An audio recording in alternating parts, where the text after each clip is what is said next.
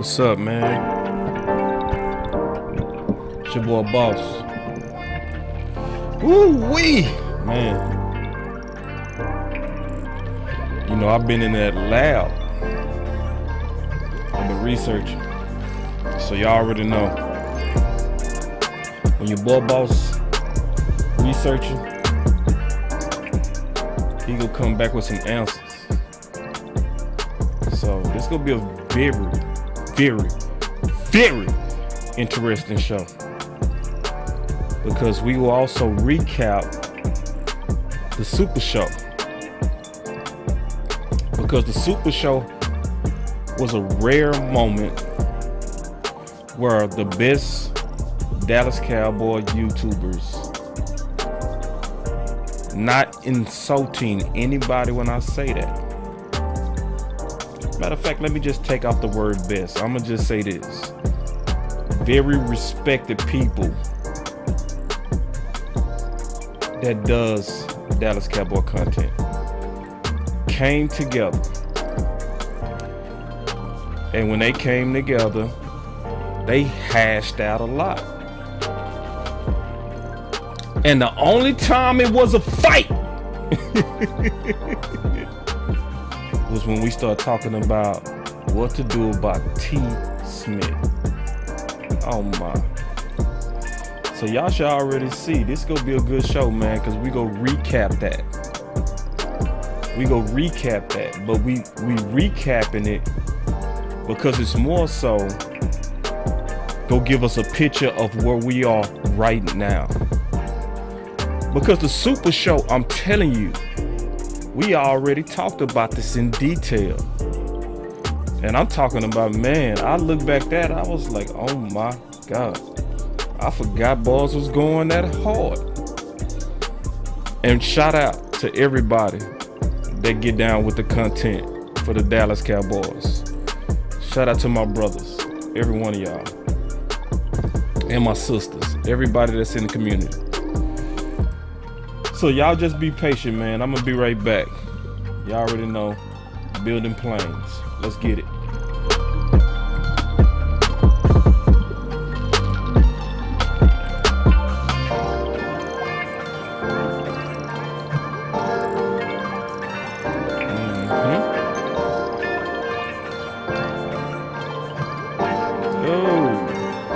Oh, let's go. Come on. Do the stankin' leg. Do the stankin' leg.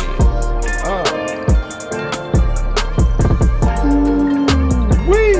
Let's go.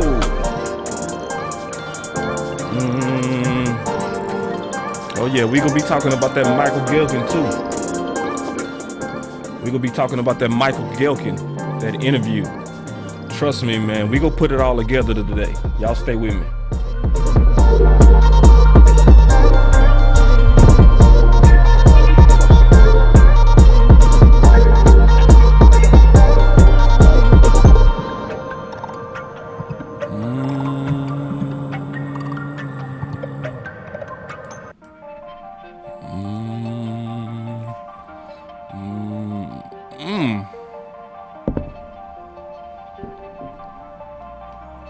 Welcome. Welcome to BossCowboySports, where your voice matter. And we go put it all together. Ooh, wait, this one gonna be good. Shout out to J Tuck. Shout out to J Tuck, man. Much respect for the homie. You know, because he put together, as I talked about, that Super Show. We go talk about that, and y'all stay with me, cause see, we go. So I was talking to Patrick No C Walker.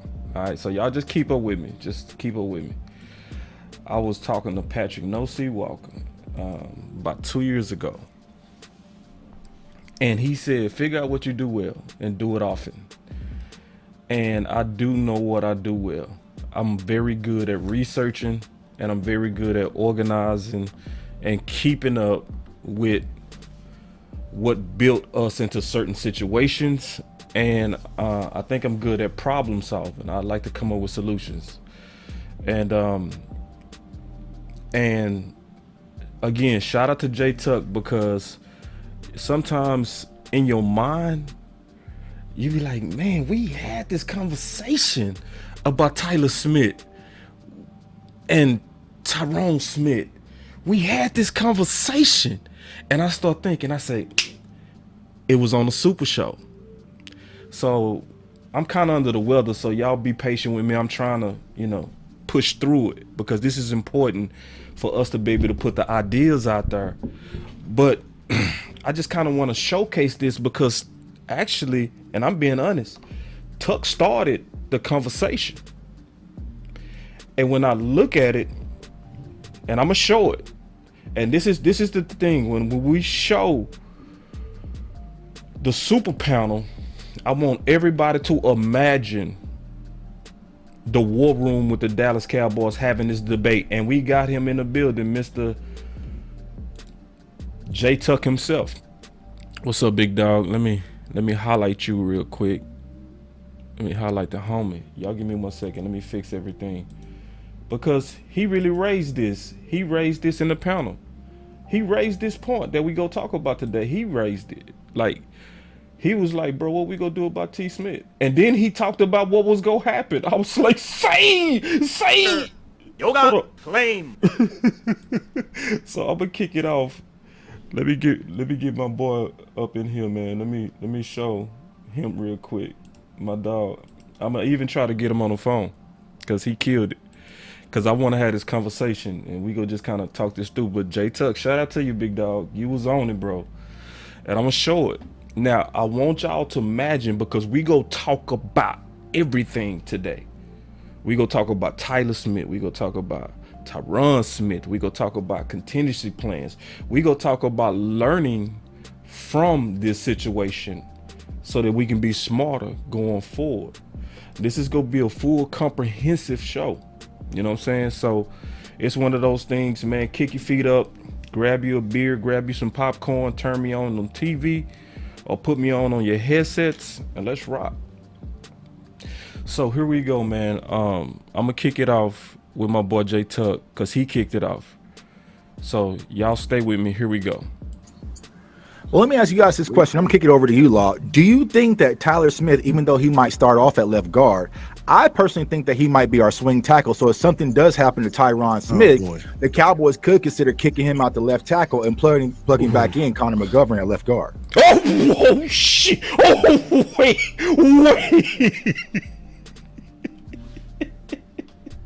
Whoa. J Tuck with the prophecy. J Tuck with the prophecy. Yoga fire. J Tuck with the prophecy. Oh my, let me do this again, bro. Listen, I'm gonna do this one more time because I told y'all he kicked it off. Hold on real quick. Hold on. First of all, for my boy J Tuck, this for you, dog. Dracarys. I know. Look. This was my boy J Tuck because he in the building. Right. He said, I forgot about this combo, bro. I was thinking about it today. I was like, bro, we had this talk. And I was trying to remember, where did we have this talk? And then I said, it was on the Supershow. And I went back and I watched some of it. And then I was like, damn it, J Tuck. One more time for J Tuck, y'all. Come on now. Come on. Dracarys.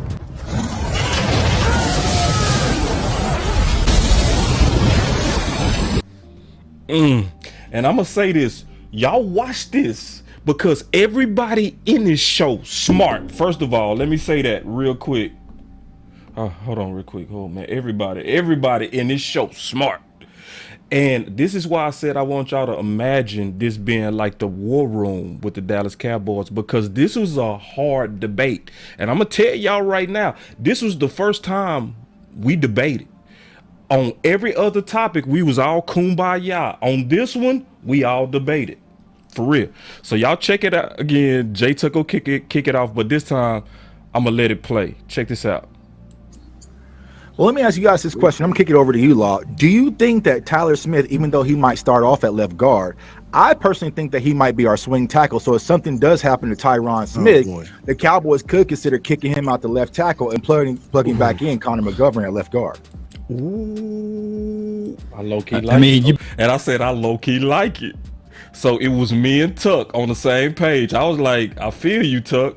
Y'all check it out. better put him in a spot where he can learn to stay there. You know, I don't want them changing horses in the middle of the race. That's an old folks saying, by the way. But I just truly believe that this team should look at Ball and Matt Walesko and train those boys up to be that spot, to be the swing tackle, and let the young Tyler Smith focus and concentrate only on that. Think about this. They got him learning so much so far.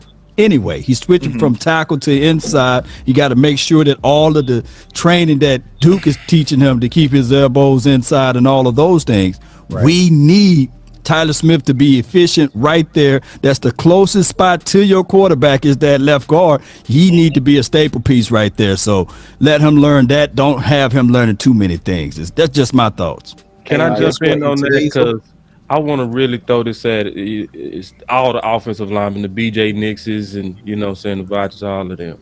Yeah. I'm actually kind of cool with him playing both because it's almost like you have to anticipate it. You know what I mean? And it would also depend on this training camp on how they do. Obviously, the swing tackles, Ball and Matt. You know, it depends on how they do because see, that ain't nothing to gamble with. That swing, you talking about the blind spot of Dak. You know, God damn. I mean, so it's almost like, and I'm kind of torn, so I want to kind of, but I actually am for it because he's a first rounder. Yeah, I was saying Tyler Smith is a first rounder, and I was like, I'm feeling Jay Tuck. I'm like, Jay Tuck got a good point right there. He a first rounder. Prepare him to be the left tackle. And Jay Tuck kicked it off. Listen. No, he was already getting reps at left tackle in OTAs as well. Like, so and I think the idea for Tyler Smith is to be the left tackle replacement for Tyron. Right. That's ideal. I agree. Ooh, foresight. That's ideal. I agree, but I don't want this kid to try to learn to do too many things. Trying to learn too much. Go ahead, Nick. Go ahead, jump in, Nick. Go ahead. Yeah, I mean, it's just doing too much. It's kind of back to what Scott just said. It's position flex. We're going to get you here, get you there, but we need you to be here and be really good. But just in case we're going to train you over here, I'm going to understand. Yeah, he's a first round pick, and I love the prospect of what Tyler Smith's going to be. He's never played guard before. He's going to do it in the NFL. Let him stick there and do that. And how about this? You drafted with Letzico and you came out and told everybody, that's it. We ain't signing no swing tackle. We got this guy. How about this? Right. Just go sign a damn swing tackle. Oh. See, this is what I'm going to say. Y'all better respect the Dallas Cowboy YouTube community. Respect it. And don't have to worry about it. And then train these guys up and do what you need to do. And those are the things that get very frustrating about this offensive line. And we talk about it a lot. A guy has to miss here and there in the offensive line. It feels like the offensive line falls apart, but we see other teams get by just fine because they have actual backups and not these tweener guys that they're trying to, save a roster spot here to do something long over there. Just train the guy where he needs to be and let's get there.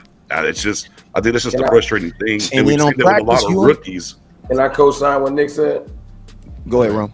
Yeah, I just think I think what Law and what Nick is saying is basically like, remember last year when they tried to give Micah too much, and then when they pulled back, he got to hone in on his skills. I mean, and it didn't unlock a part of his game. He just got to kind of streamline what he was doing and perfect that before he added more back to his plate. So let's let Tyler Smith focus on guard and get that down pat before you trying to flex him out and all that stuff. And then he really starts getting confused, and he can't just be reactionary. He's going to be thinking too much. That's where you get your flags, your penalties from, man. So first of all, I do want to say this. These guys was making some hellified points. Y'all can see this is a real debate. This was Jay Tuck and his idea to have Tyler prepare to be the left tackle. He said swing. But I know what he was saying. He was saying prepare him to be left tackle because he mentioned Tyron Smith. You know what I'm saying? So y'all stay with it. Okay, I want to push back just a little bit. Just a little bit. Can I push back a little bit? Just a little bit. I just want to say this. I'm going to say a point and you can push back on him. Okay. In the NFL, you also got to remember they only have a certain amount of time they can practice these kids anyway. You know what I'm saying? Somebody said Terrence Steele ain't no left tackle. We go talk about that, big dog. We go talk about that. I promise we go come back to that. This isn't high school where you can be like, okay, stay after practice and we're going to work on some tackle. You know what I'm saying? When you go to practice, you have X amount of hours to teach this kid X amount of this. If he in the end, I'm 100% what BJ is saying, what Law Steel is saying, bro, if you only got 4 hours allotted for him to practice that he can practice without you getting in trouble, it needs to be allotted at the position that you think he's going to play the most at. Yeah, but cutting a guy in the middle and saying, okay, you're going to work 2 hours at tackle, 2 hours at guard, I would only expect for him to be average because he's only devoting half his attention to either job. Right now, big facts. All right.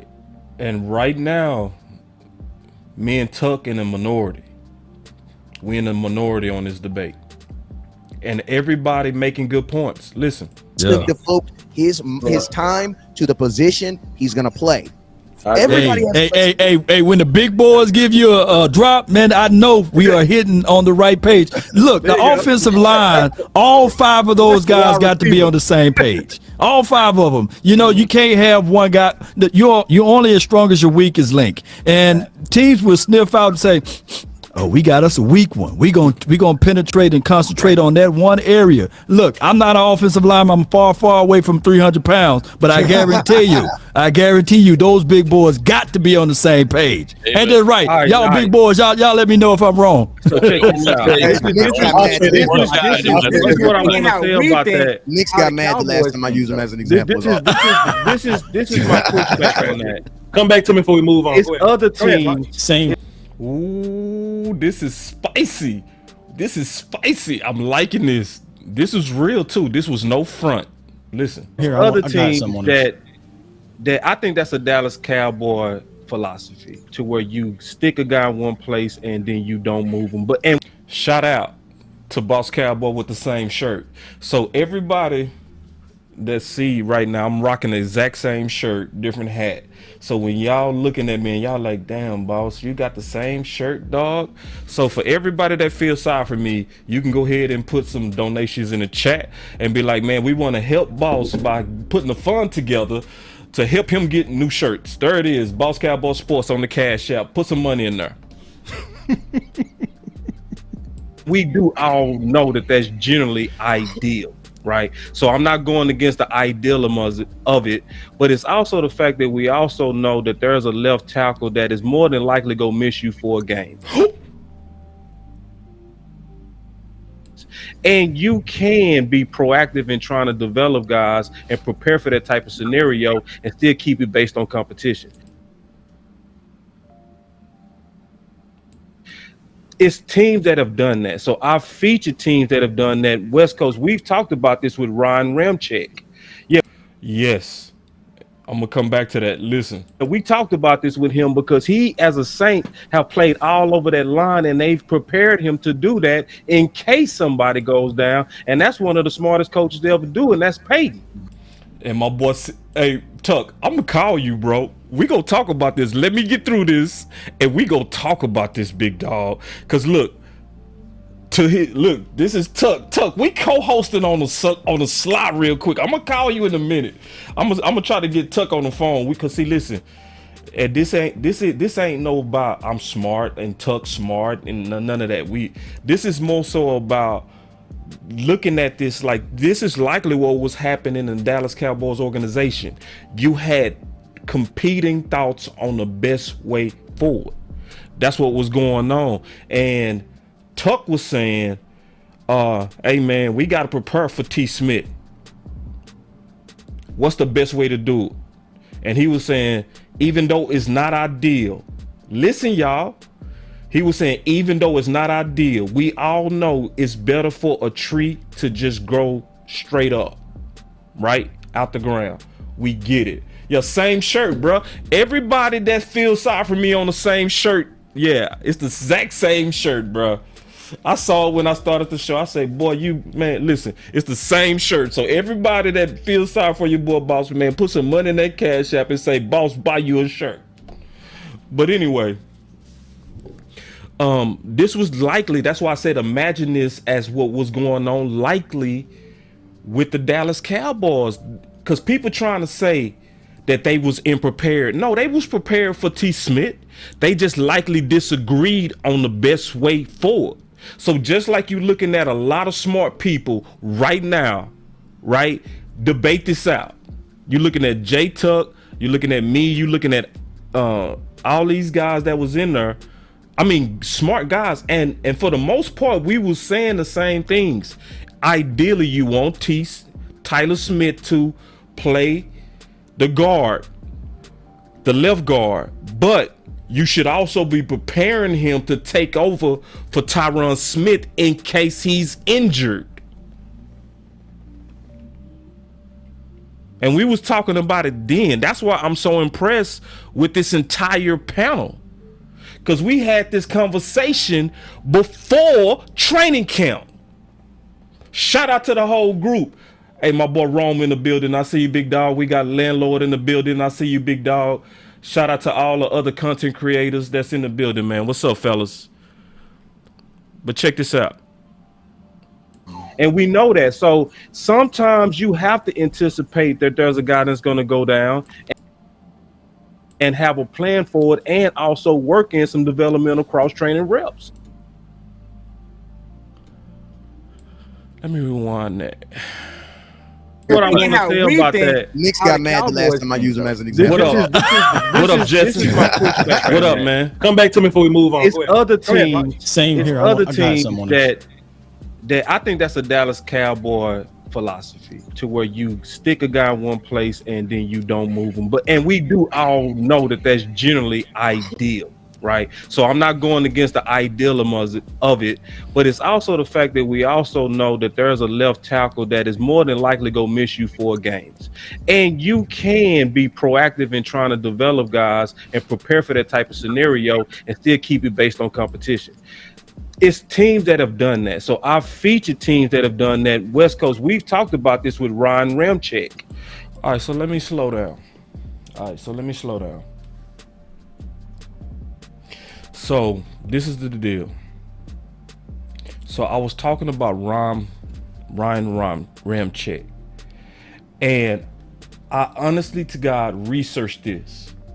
And that's when I start realizing other teams have a different philosophy than we do at the Dallas Cowboys and our fans. It's a lot of people in our fans that really wholeheartedly believe that you just leave those guys in one position and you don't change. But I'm gonna just be honest with everybody. That is old thinking. Your better offensive lines prepare for the worst that can happen before it happens. So J Tuck brought it up, and he was dead right, because now we got the benefit of hindsight. This was foresight that J Tuck exercised. You know what I'm saying? He had the foresight to say, hey man, we got us a left tackle that's gonna probably get hurt. You know what I'm saying? So I think it'd be a good idea to start giving Tyler Smith some reps to be prepared for that at any moment. That is foresight. And so I'm gonna show y'all that it's other teams that prepare for it. And this so that when we see this again, we're smarter as a fan base. You know what I mean? We're prepared for the contingencies of what can happen. So listen.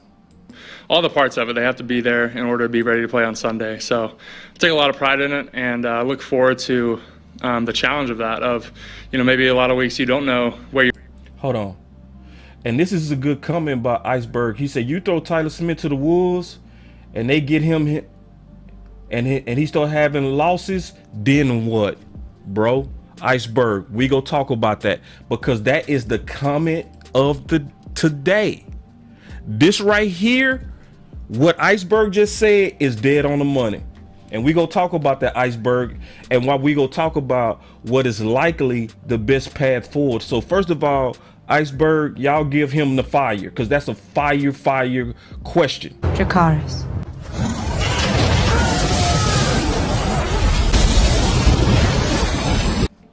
All right, so listen though. You might end up playing on Sunday and just going in and doing the best you can. How much work preparation are you able to get in at each position to prepare properly? Yeah. He said, how much work are you able to get in to prepare for each position? Because the Saints cross-train their offensive linemen. You get as many as you can. You know, we've only got so many reps every single day in practice. But understanding how many reps you have and how you divide those reps and where you feel like, you know, if you don't feel as comfortable at a certain position, making sure that you get those reps. And our coaches do a great job of understanding that as well and making everyone aware of the game plan and the substitutions. And really it comes down to, you know, you got to put yourself in the spot. You got to make sure you get those reps. So on Sunday, whatever spot you might end up in, you're going to be. Whatever spot you end up in.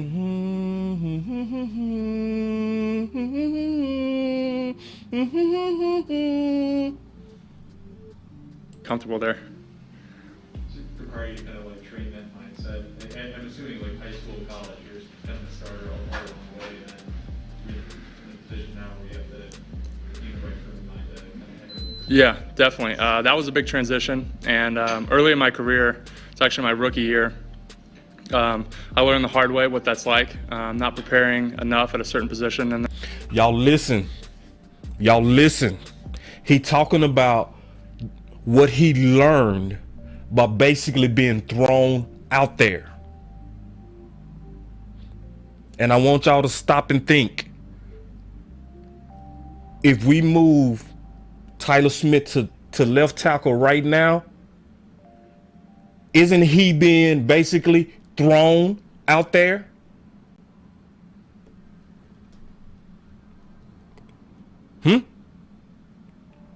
Yeah. And going in on Sunday and, you know, feeling like, oh man, you know, I don't feel good at this, or, you know, this isn't what I'm used to. So I learned the hard way. But after that, you know, everyone gets baptized by fire at some point, and that was it for me. So after that, just learning that in practice, you gotta, like I said earlier, you gotta switch up where you're going. If you're in charge of backing up two positions, you gotta play two positions in practice. That's just how it is. That's part of your job. So understanding that each week, what that looks like, and that can change, and what it looks like, and just putting yourself in that position. So when you go in, you're comfortable, and you know the guy next to you trusts you that you're gonna get the job done. You're gonna play as well as you can. So has anything changed for you, like when you see Tyron like heading toward the? Yeah. So when I was discussing this, I'm telling y'all, this was based on research. Like, I researched this already. That's why I said the philosophy of a guy never switches his position. I said that's a Dallas Cowboy philosophy. That is not around the league. That philosophy is not around the league. Other teams prepare for imperfection, especially when they know guys have injury history.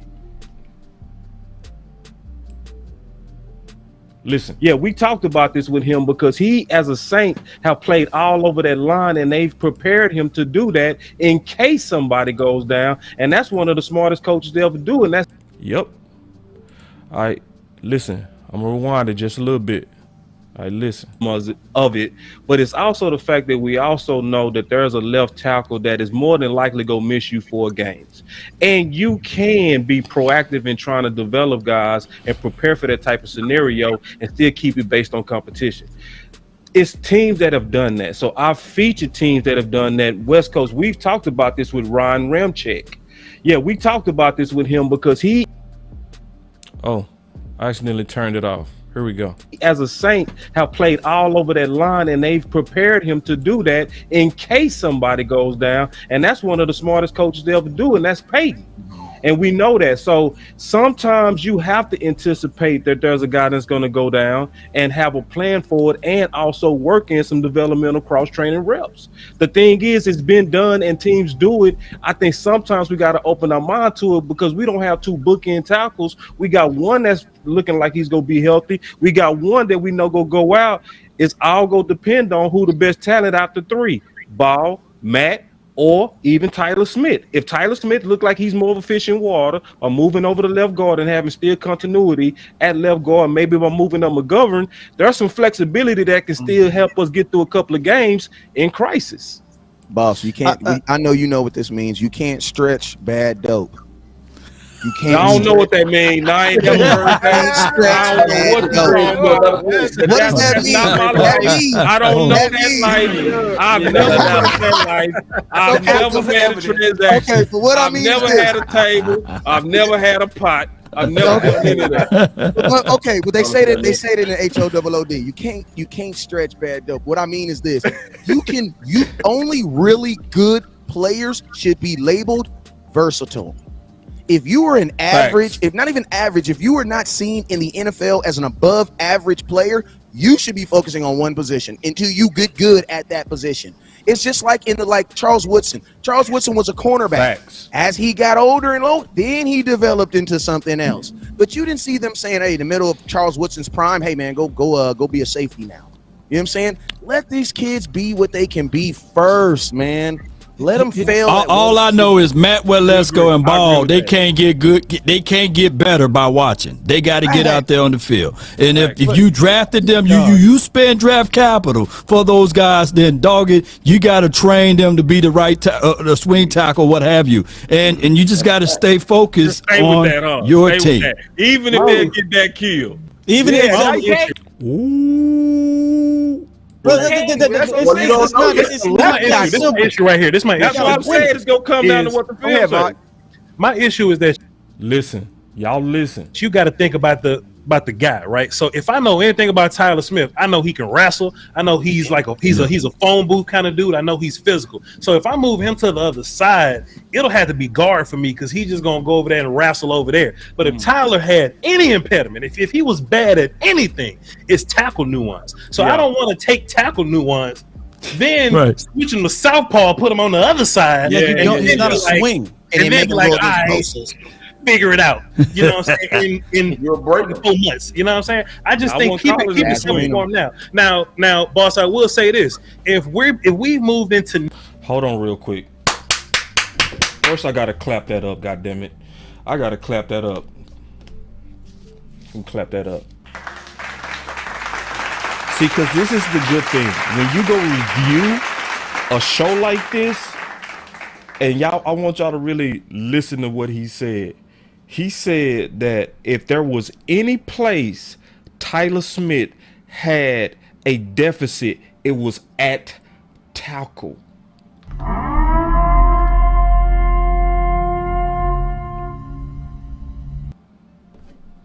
bruh. First of all, I 1,000% agree. No, I'm not froze. I just paused it to really echo his point. That's why I said this show is underrated, because this is some of the most intelligent people doing this, hashing this out, trying to figure out a solution from what J Tuck started.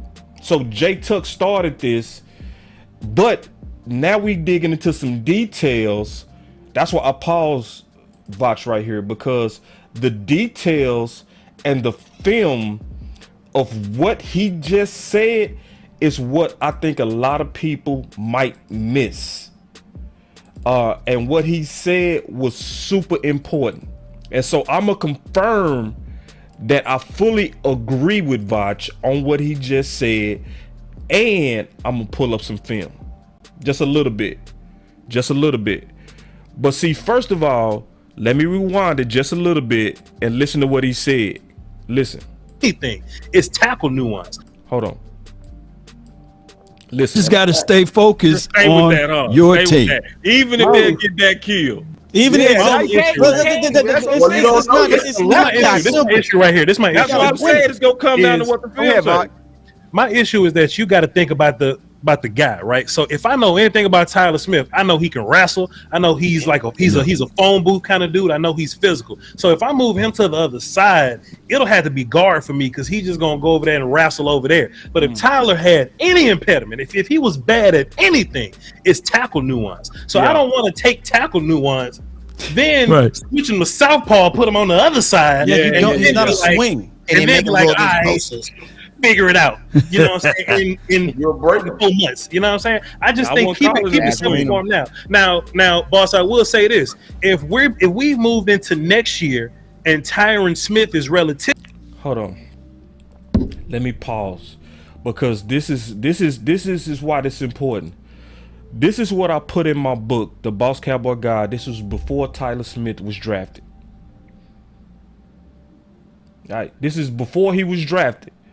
So to show y'all that Vach and I was seeing the same thing on film, bro. All right, you know, this is before he was drafted, and I want y'all to listen. He said if there's any place Tyler had issues, it was at tackle.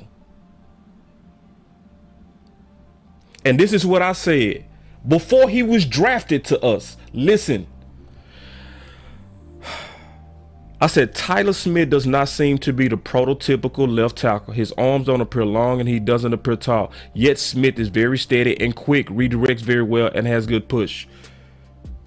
Also, if you purchase the book, you'll see that I also said that he seems that he would be better for guard to start his career, because I only put a snippet of what I wrote. Which is, but that's in line with what Vach is saying. That's very important, because now we starting to go into what the Cowboys is likely getting ready to do. So when you go watch a show like this and you see what we was debating this out, but it was facts that was just being dropped in the midst of us trying to figure out what to do about Tyler Smith. This is a very underrated show. If you go back and rewatch it, it's super underrated. When you put them boys together, these type of Cowboy minds together, you go solve problems. Because everybody in this panel, whether we agree or disagree on this particular topic, we all research, big dog. Now listen. Healthy, and Tyler Smith has gotten better. Then Tyler Smith can be your swing tackle until Tyron Smith is off his contract, which will be next year. So if you want to make him swing tackle next year, then fine. But I only want to put him right at guard because I know what his tackle film looked like just at Tulsa just 6 months ago. Ooh, he ain't lying. So here's the film. So he talking about what his tape looked like at tackle. Now, also keep in mind, we gonna talk about Michael Gehlken and his interview today. And the question is, because we trying to get down to what to do in the future. So if we just taking a look at Tyler Smith right here at left tackle, what I'm gonna do is I'm gonna let it play and look at his athleticism, and then we go compare that to Steele. Because at this point, we trying to figure out what's the best path forward to prepare for the loss of T. Smith. And if you're looking at trying to prepare for the loss of T. Smith, you have to put the right person at that left tackle position. Period. And now we also have to factor in the fact that Tyler Smith did not get the cross-training reps. He didn't, because obviously when we was having this debate, it was before training camp. Now we got the benefit of looking after training camp. And we can say after training camp was finished, we absolutely know that they did not prepare Tyler to be the left tackle.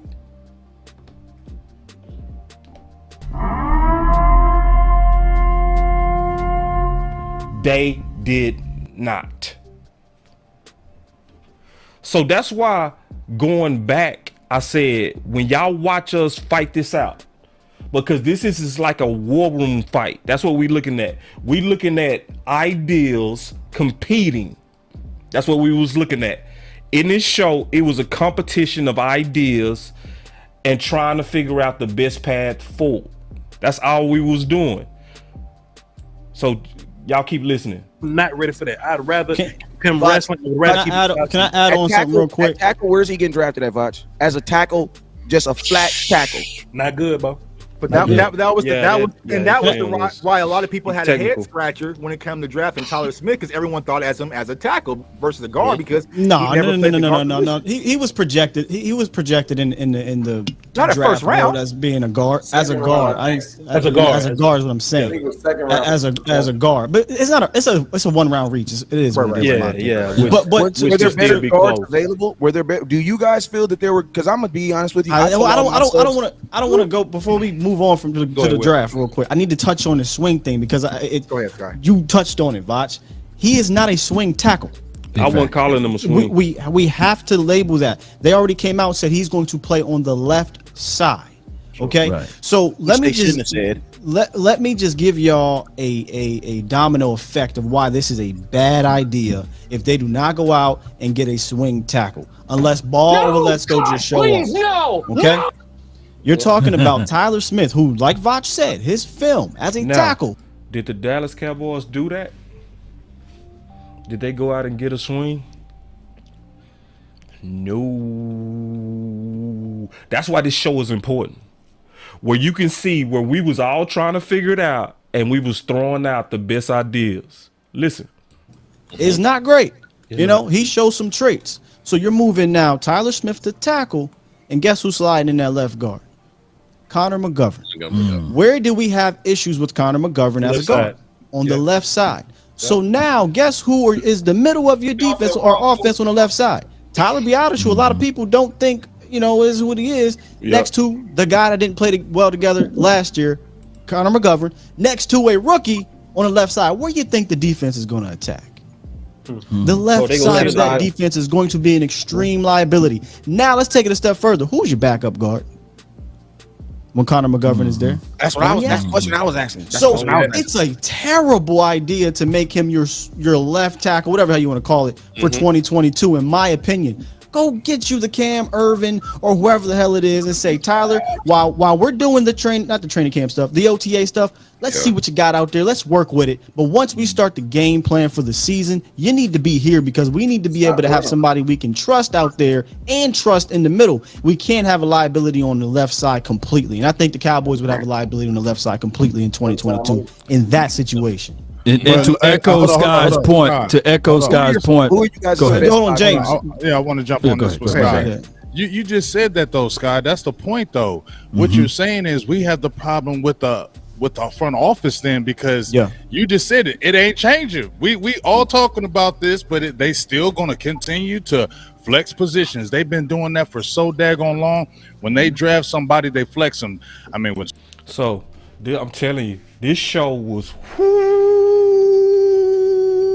because sometimes I hit Jay Tuck up today. I said, bro, sometimes you just got to go rewatch some of these shows, and it's shocking what comes out when you have the right people that really know this team, bro. So y'all heard what Big Game James just said. I'm gonna rewind it just a little bit. Listen to him. Listen to Big, bro. Listen to him, bro. This panel, we was all slightly on different ideas. We was really competing on the best idea. This was not fake. It wasn't phony. This was a real competition of what's the best path forward. But listen to my boy Big on this. Listen. They've been doing that for so daggone long. When they draft somebody, they flex them. I mean, as soon as Reggie Robinson got drafted, he was cornerback. Let's move him to safety. Safety moving to corner. And guess what? Where is he at now? He gone. Out the league. You know what I'm saying? That's the problem. They keep on. As soon as they get a player, they want to experiment with him. And it's like the frustrating thing is, when is this ever going to change? And that's why I say, Sky, I want to see what Joe Philbin, can he put his foot down and say, hey, let's stop flexing these guys. I want this guy to play one position. I want him here, and I don't want to do nothing else. Can he? That's why I said he got to step up on his end and be able to do better as the offensive line coach. Put your foot down and say, I don't want him to play tackle. I want him playing guard, and let's worry about that next year. All right.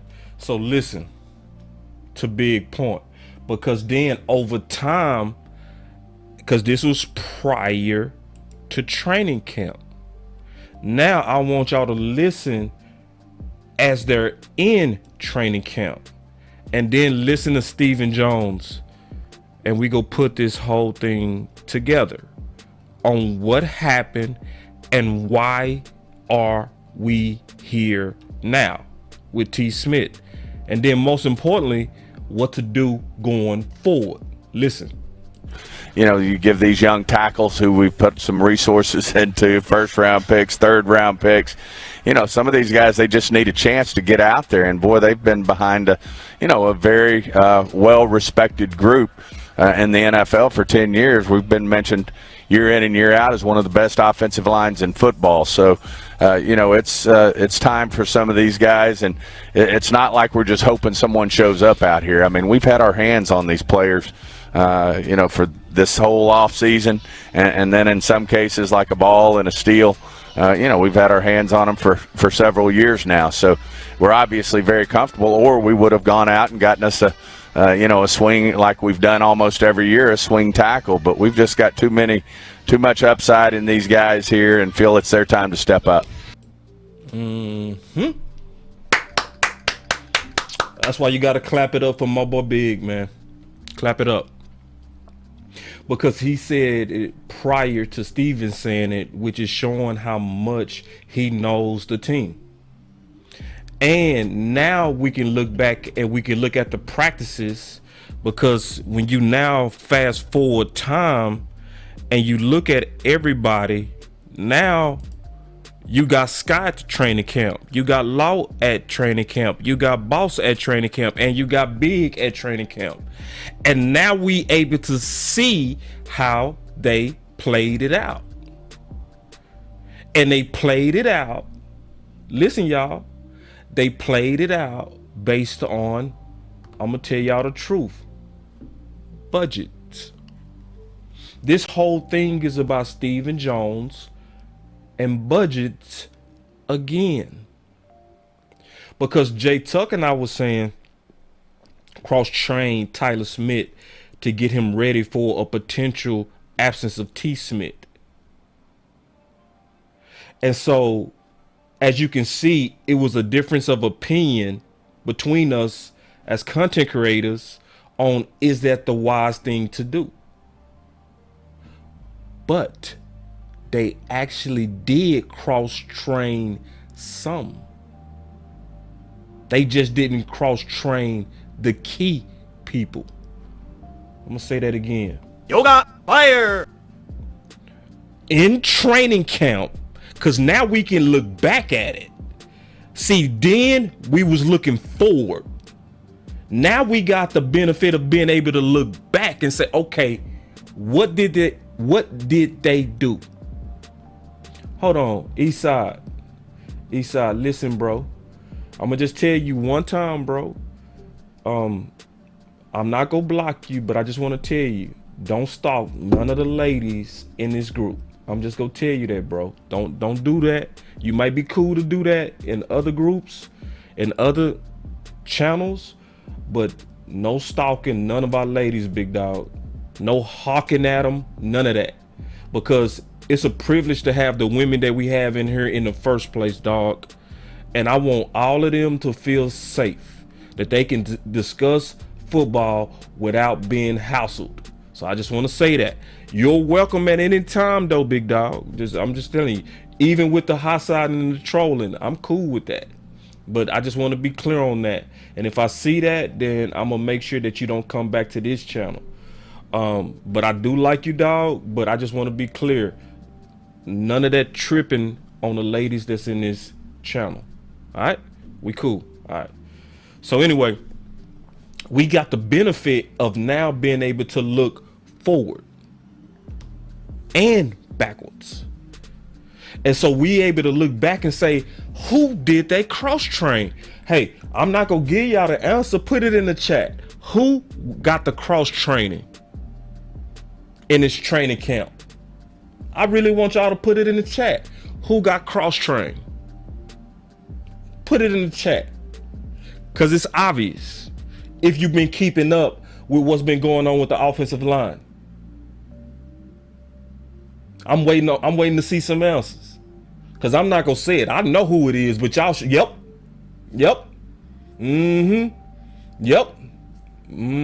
Ball, McGovern. Well, let's go. The backups. The guys who needed to be cross-trained was your starters.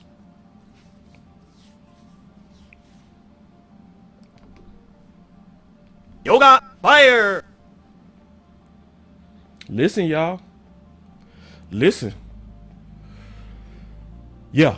Who did they cross-train? McGovern. Going into this preseason game, right. My boy said the backups, right. Who go play center today? McGovern. And Big predicted it. Y'all go listen. Y'all go listen. Big predicted it in this show. I'm only showing you a clip of this show. But they cross-trained McGovern, Fournier, Ball, and they also was cross-training and playing on cross-training Matt. So we need to get off of the idea that you can't cross-train. Because now we got the benefit of using hindsight. When this was foresight, it was hard. Because this is a hard debate. I'm telling y'all, this was the first time the content creators disagreed. This particular topic was the first time you saw different sides of the debate. And so then we go see and what's crazy is now we go start talking about what to do with Tyler Smith. And why what I'm hearing is extremely risky. Yoga fire. Y'all listen, bro. This is one of them shows that you gotta share this.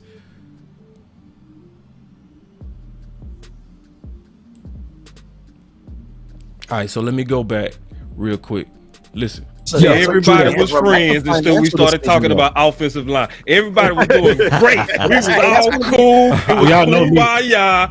Hey, but Hey, that's going to be a financial decision, though, because backups cost. The reason why they flex guys, too, is because you give a 2-for-1. Like, the reason why I go to Olive Garden on Tuesday is because 2-for-1 is cheap.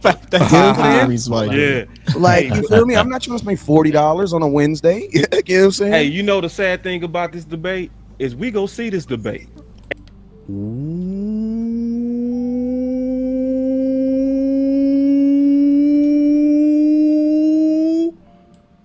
Let me rewind that. I'm not trying to spend $40 on a Wednesday. You know what I'm saying? Hey, you know the sad thing about this debate is we go see this debate.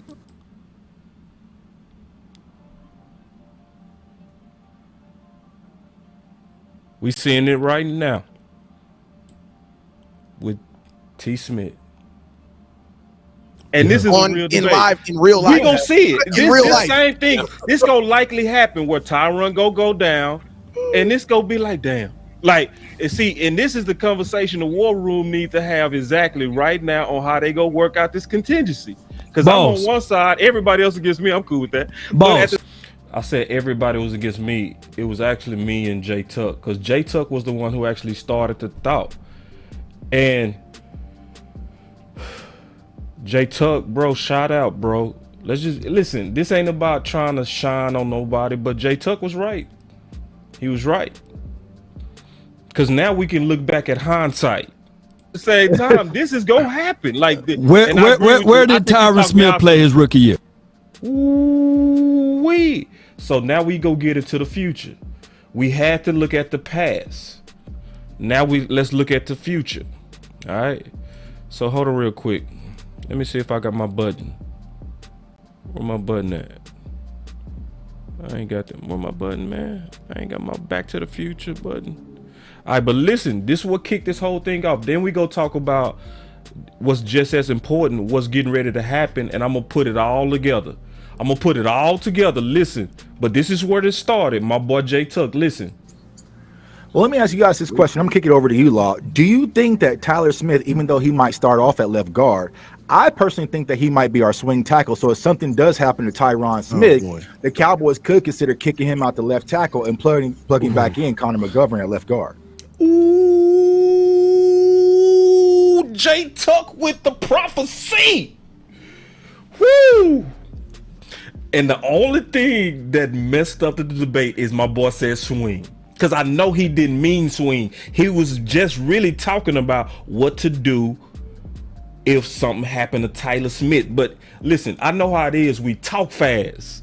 And sometimes you thinking fast and you talking fast and it don't come out right. But what he was saying was, what are we gonna do about Tyler Smith? And this is the best plan to be prepared for a Tyron Smith injury. Kick up McGovern to left guard and be prepared to have Tyler Smith play some left tackle and go through training camp, cross training those guys to be prepared. Yeah. All right. So now we go get into the other part, which is just as important, which is what is the current plan, and we go get that from Michael Gehlken. All right, because Michael Gehlken, who I was fortunate to interview before, he's a rock star with the Dallas Cowboys. If you don't know him, you should, because he's one of the best. Period, hands down. So we was privileged to have him on the show a couple of times, the Final Word, as well as BossCowboySports. All right, but he was on the Fan this morning. We go break down fully his interview because it gets into the plan of Tyler Smith, and we go then talk about, does this plan make sense, and we go hash this out together. All right, so hold on real quick, y'all give me a second. Let me pull it. I thought I had it, I didn't. Let me pull it. I'm pulling it now. Give me 1 second. You know, you gotta fly these planes, bro. Like Law ain't never lied. Man, y'all better listen to Law. Law be telling the truth when he be talking about flying these planes, bruh. It is just like that. So here we go. Listen, y'all listen. Where it's at? It's right here. Listen. What are they going to do, Michael, about this Tyron Smith situation? Well, it's funny. We had a lot of opportunity one by one between players, between coaches, and the owner to ask that question. And there was a lack of definitive, this is our plan, which is understandable. It's still fairly fresh. It's not really in the team's best interest to say exactly who's going to be their starting left tackle in about 2 weeks. But you do get a sense that Tyler Smith is the internal front runner for this opportunity, where the Cowboys drafted him in April to be what they considered a left side player. So a left tackle, left guard. They had Tyron Smith. So long term, they had Tyron Smith at left tackle. So they envisioned Tyler Smith being the long-term successor at that position, but in the interim, he would be someone who would work at left guard, start there, and then kick out to left tackle when needed. So Michael Gehlken is telling you what the plan was, okay? So the plan was to start him off, get him gradually adapted to left guard, and then as a B plan to then have him prepared to go over to left tackle as needed. All right.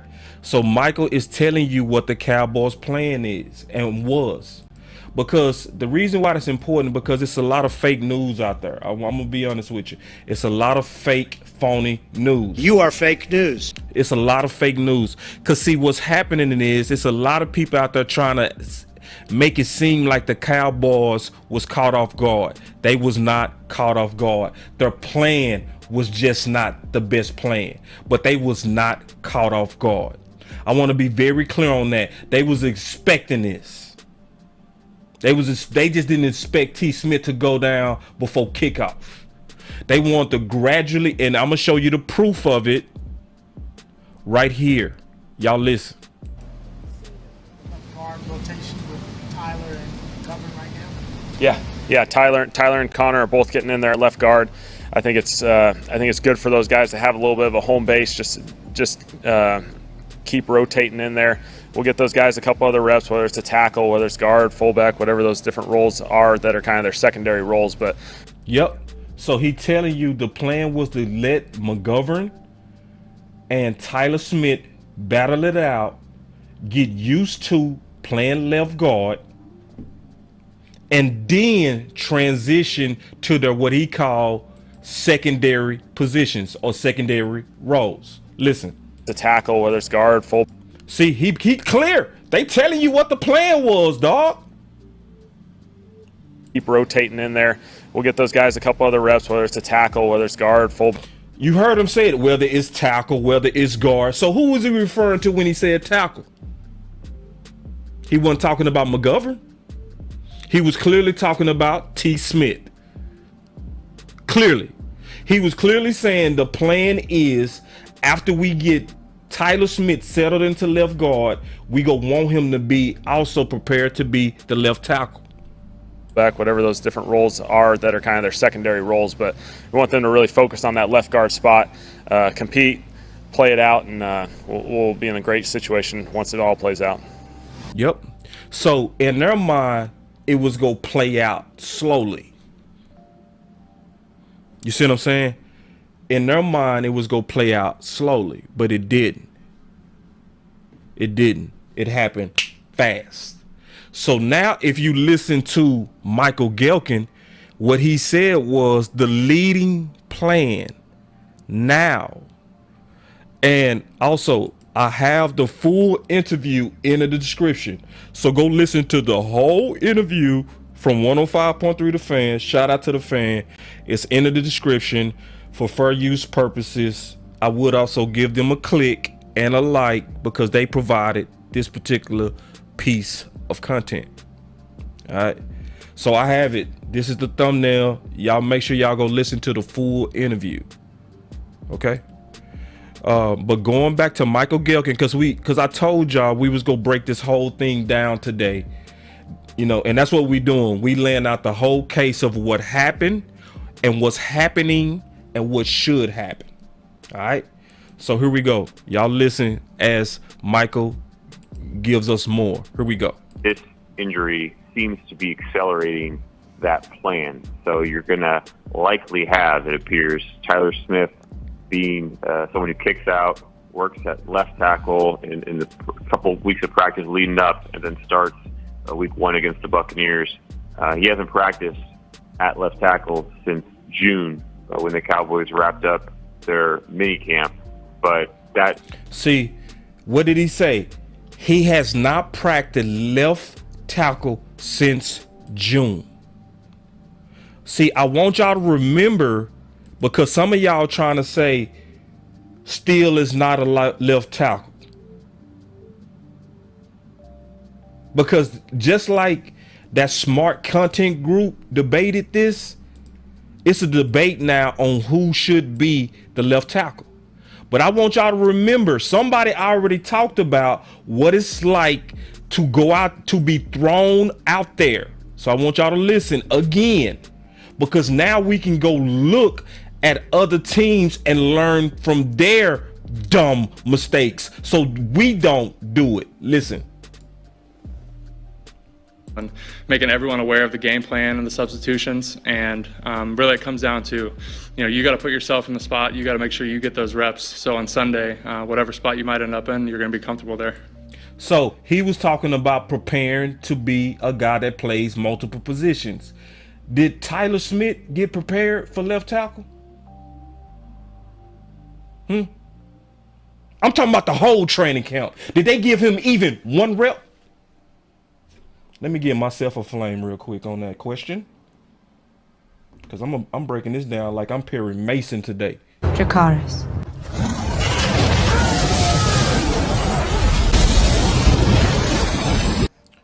Two. Nope. Yep. Two. Did they? I asked the question. Did they give him, Tyler Smith, any reps? Any? Let me give myself another fire for that question. Dracarys. My boy Jay Tuck say, "You not Boss Cowboy." Yeah, man. I'm an attorney at law today, big dog. I'm breaking down this case like I'm Perry Mason. Hey, but you started this, Tuck. That boy said you Sherlock. Yeah, Jay Tuck. Hey, listen, you too, dog. For real, y'all better put some respect on my boy Jay Tuck. Y'all better put some, cause I'm telling you, sometimes me and my dog, we might fight, but I know it's research behind our fights. For real. Like every now and then we all fight. Y'all can see that from the panel. You should see that when the whole panel came together. It was some fights, but that's good because that's how good ideas come out. Because we first have to fight it out. Then we really see the problems once we start fighting. We be like, ooh, because matter of fact, this is when Jay Tuck raised that question, dog. That said, damn, boy, we at risk. And I did like 8 other videos behind Jay Tuck question. But going back to what I asked, did they give Tyler Smith any reps at left tackle? No. So then let's go back and listen to people who actually experience bad things because they didn't get the reps. Listen. Require you kind of like train that mindset. I'm assuming like high school, college, you're kind of the starter all along the way, and then really in the position now where you have to be in the right frame of mind to Yeah, definitely. So the question was, in high school, man, you was able to focus on one position, but now you got to get pressure. Now you under the pressure of trying to get ready for multiple positions. Listen, you know what I'm saying? He getting ready to answer that. Listen. That was a big transition, and early in my career, it's actually my rookie year. I learned the hard way what that's like. Your what year? Your rookie year? Who's a rookie right now for us? Transition, and early in my career, it's actually my rookie year. I learned the hard way what that's like.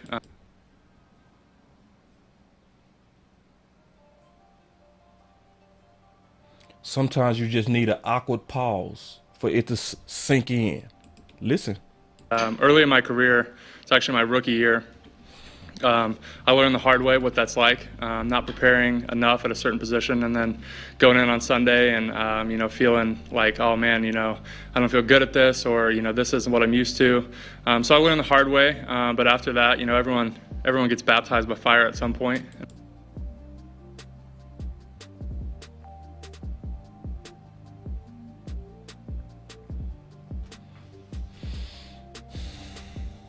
Do y'all want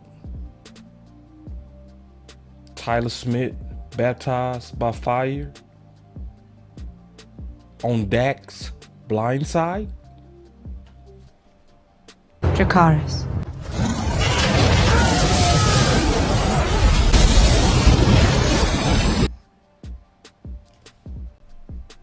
And that was it for me. So after that, just learning that in practice, you gotta, like I said earlier, you gotta switch up where you're going. If you're in charge of backing up 2 positions, you gotta play 2 positions in practice. That's just how it is. That's part of your job. Did the Cowboys do that? They did it for some. They let McGovern play 2 positions. They gave him left guard, right guard. Now they giving him center. Fournier, they did it with him. Center, left guard, right guard. Ball, the role players play you some left tackle, play you some right tackle. This dude was a starter. So how did the Dallas Cowboys manage it? We got the benefit of hindsight now. Now we can say, because see, when we did the show, that was prior to training camp. Now we can look back, because training camp over with. We can look back and say, okay, how did they manage this? How was this managed? And so when you listen to Michael Gehlken say the leading idea is for Tyler Smith to be left tackle, think about James Hurst and what he said that he had to learn, and it wasn't an idea for him to learn through baptism by fire. Dracarys.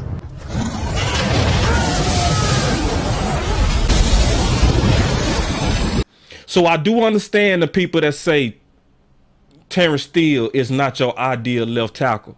I would actually agree. I would actually agree that he should, and as much as possible, let him stay at right tackle. But hey, bro, now all the plans are bad. It's just now which one is worse. Dracarys. So let's just first start with the recognition that all plans are bad. Can we just start there? Can we just start with there's no good plans right now? All of them are bad. There's a problem with any plan that's thrown out there. So I have two plans. The OC has two plans. I'm gonna talk about those. One of them is actually putting Tyler at left tackle. But if we do that, it's going to be how do you game plan? And that's all. And we go get into that, though. But that's why I say y'all got to watch this show, man, because this is one that I want to break it all the way down. You know what I'm saying? I want to where I'm connecting all the dots on Tyler Smith to left tackle so we can watch this show and be very clear on what the potential path is and should be. So let's go back to Gehlken. Here we go. Is the indication right now. I would say talk to me another 24, 48 hours. I would feel confident and tell you a little bit more definitive that that's the direction the Cowboys are going. But if you're reading the tea leaves based on last night and just common sense of understanding what the Cowboys' plan is for Tyler Smith long term, that would be where that would guide you. Bobby does not like this rationale. I think it makes perfect sense. We'll let you be the referee. My out loud thinking is Tyler Smith can't beat Connor McGovern at left guard. McGovern, according to McCarthy the other day, is still the starter. So why would him at left tackle not terrify us? Why hasn't he beaten out McGovern, Michael? Well, I'm not really. I wonder how much of that is McCarthy. I think Jerry Jones being asked that question and giving that answer would be a little bit more meaningful than Mike McCarthy, whose inherent instinct is to be a little bit more coy as to what his team's starting lineup in a couple weeks looks like. Mike McCarthy being asked that question and saying today, this is Connor McGovern would be our guy, I think is a reflection of McGovern's experience, a reflection of Tyler Smith being limited with an ankle injury, and the season still being a couple weeks away. And so a lot of opportunities still for Tyler Smith to make up some ground in that competition. The fact that the plan was for Connor McGovern tonight, and whether or not that plan has changed following Tyron Smith's injury. my boy Jay Tuck said Jerry would tell everything. He would. He really would, dog. He would tell everything, boy. It's entirely, we'll find out tonight. But the plan for Connor McGovern going into that injury was for him to start at center against the Seahawks.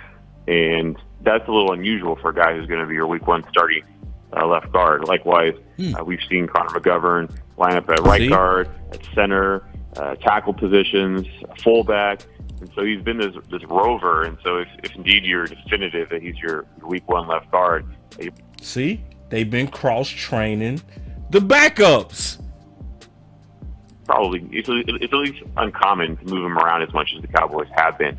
So I think all along they've been looking to get Tyler Smith involved. It's not like if this injury didn't happen, that your rookie first-round draft pick was not seeing the field this year. He would have. But as to where and how often, I think there was still a little bit of uncertainty, but now it's very clear that Tyler Smith is going to be very involved from the jump.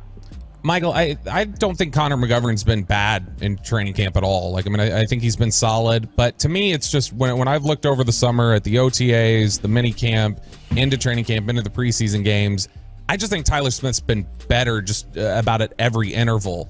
Captain Obvious. Tyler Smith has been, shout out to Bobby Belt, shout out to 105.3 The Fan. But Captain Obvious, Tyler Smith has been better than McGovern. Continue. I don't know if you see it that way. I mean, I don't know if this is about earning stripes, if this is about, you know, a coaching staff that knows, in all honesty, they're probably, you know, a little bit under review this season and feel like they want somebody a little more assignment sound potentially. But I don't know how you see it. Have you seen it the same way that Tyler Smith to me has been a definitively better player, and that's not an indictment against Connor McGovern? Well, no doubt Tyler Smith's flashes are brighter than Connor McGovern's, just because you see the tools, you see the physicality, you see how he just, once he gets his hands on somebody, shuts them down. You see the athleticism and space, and some of the finer aspects of him athletically. This is a guy with all the tools. I forget which player said it last night, but he has all the tools in his bag. It's just a matter of learning how to use them. It's like a new homeowner who doesn't have a clue of how to fix different things that go around the house. So you got all the tools, and you're trying to learn how to use them. Tyler Smith is getting a clue, and he's worked his tail off. Even before the Cowboys drafted him, he understood that he needed technical refinement. He's had to train his eyes. He's had to work on hand placement. He's had to get his hands and feet working together. He's worked with Duke Manyweather privately, along with the coaching that he's received with the Cowboys between Philbin and Blasco, and learning from Tyron Smith, learning from Zach Martin and others in that room. And so he's been in the lab for quite a while to learn his tool bag and how to properly apply it. And so, if this goes the way we think it goes, and Tyler Smith is your week one left tackle and playing a position that, frankly, he said if it goes as we think it goes, where Tyler Smith is your week one left tackle, that the guard is a little bit more of a home base for him based on his college experience at Tulsa. Will it take time for him to really settle to his own and play his best football consistently? Yes, it will. I think the more that everyone can just accept that from the jump is probably for the best. But he's going to flash. The Cowboys are going to look to establish the run. He is one physical football player who gives the team an edge. The penalties are probably going to come, be it cadence, be it with the hand placement that might lead to holding. But I'll tell you what, from the preseason, his holding penalties that he's going to get inevitably, they look different than Connor Williams' holding penalties last year, where I haven't seen Tyler Smith just get flat out beat and reached to prevent a sack. His are more hand placement and just getting himself into trouble with that, and all that will come with time. So the upside in Tyler Smith, and I think you could apply this to other areas of the rookie class, including with Sam Williams. It's very easy when you watch the preseason film to just think to yourself, man, this guy in 2023, 2024, he could really take off. Man, Michael is measuring the hell out some Kool-Aid. Ooh, wee! Man. He could really be a sound, high upside type of player.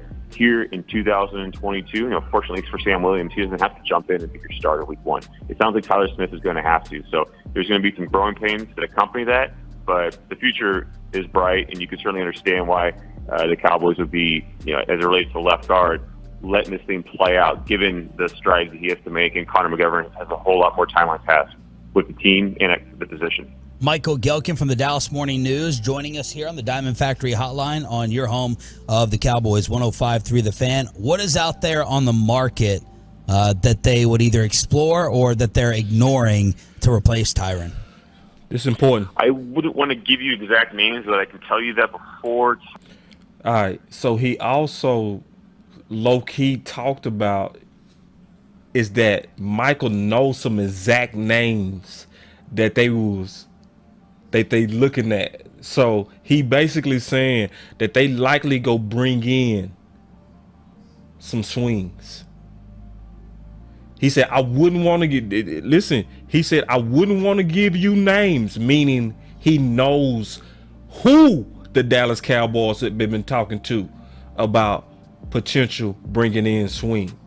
Tyron Smith's injury, the Cowboys have been exploring their options very seriously, very intently, on what the market looks like. And that means players who are presently on now 80-man rosters who could be getting cut, who might be optioned on waivers, players who are on the street, free agents, not being in camp with teams, veterans who might be willing and able to step in after.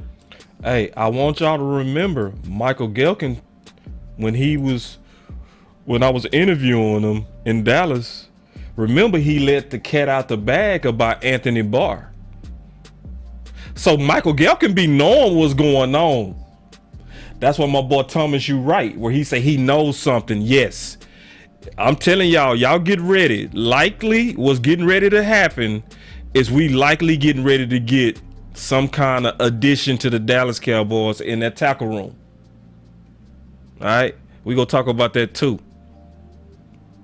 All right, here let me get back to what I was saying. All right, here we go.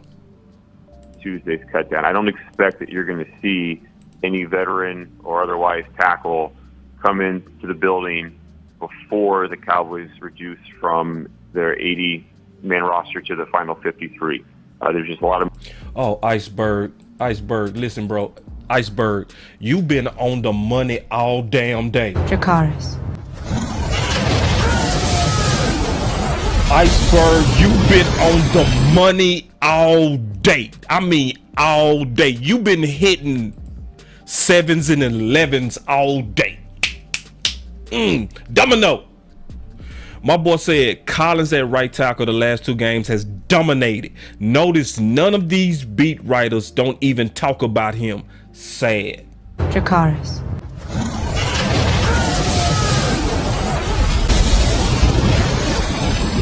Ooh-wee. Underrated comment.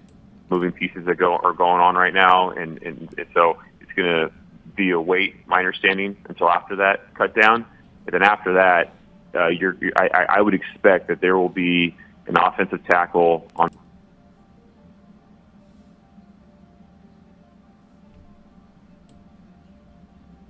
Let me rewind that. To the final 53. There's just a lot of moving pieces that are going on right now, and so it's going to be a wait, my understanding, until after that cut down. And then after that, I would expect that there will be an offensive tackle on the Cowboys 53-man roster either before week 1 or shortly thereafter.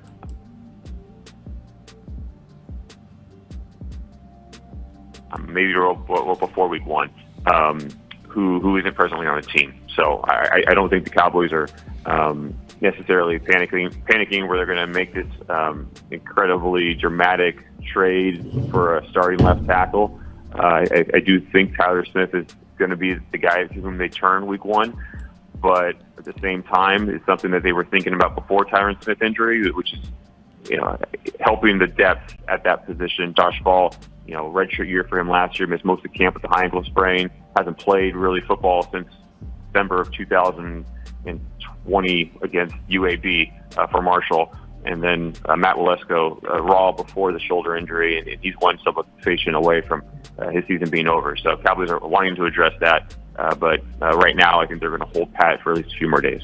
Michael, do you think that fans should be ticked off at the Cowboys being in this position, or do they deserve some credit for trying to address Tyron's replacement or the backup tackle situations with a Josh Ball, with a Waletzko, or you understand and agree with a lot of the frustration that they put the team and the fan base in this position when Tyron was inevitably going to go down?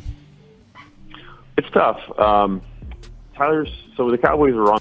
My boy, Big Santana say option 8, bro. We go in the show talking about option 8. You already with me, Big Santana.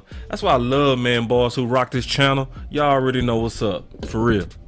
On the clock in the first round, number 24 overall. A team that was concerned. What is a team that is concerned with Tyron Smith's injury history? A team that is concerned with Connor Williams' play.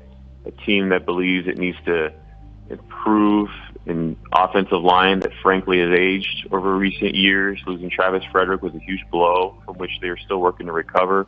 What does a team that takes that situation on the offensive line seriously do? With the options available, it drafts Tyler Smith. Yep. It drafts a guy who's raw, yes, but physicality-wise, athletically, has all the tools. Someone who, if you stayed in college for another year, is potentially a top 5 pick in the two. See, See, that ain't gonna sneak by me what he just said. Did y'all hear what he just said? See, Tyler Smith is somebody that he's saying if he would have stayed in college one more year was projected to be a top 5 pick.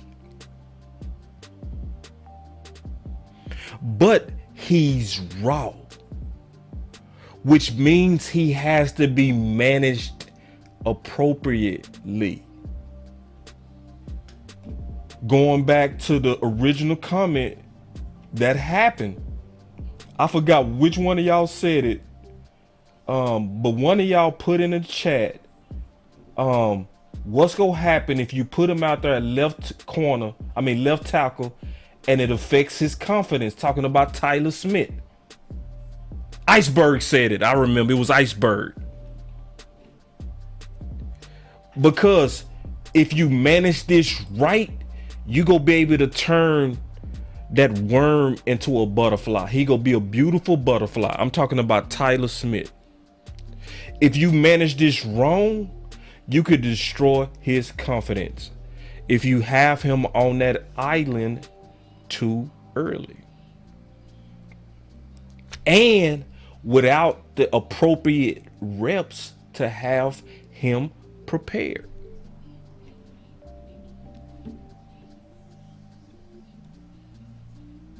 2023 draft. I mean, he's that sort of talent.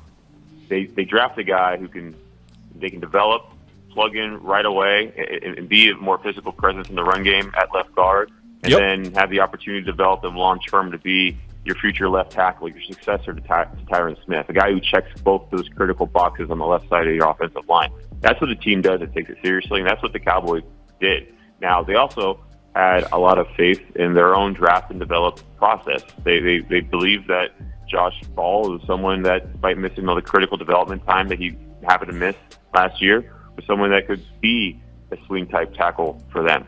And they also somewhat hedged that bet by taking another super uber talented yet very raw out of North Dakota tackle, Matt Waletzko, and they drafted him in day 3. And so I don't know if it's fair to say the Cowboys have completely just had their blinders on and we just thought, Tyron Smith is going to be fine. We don't believe the injury history could be his injury future. We're just going to roll with them without any sort of backup plan.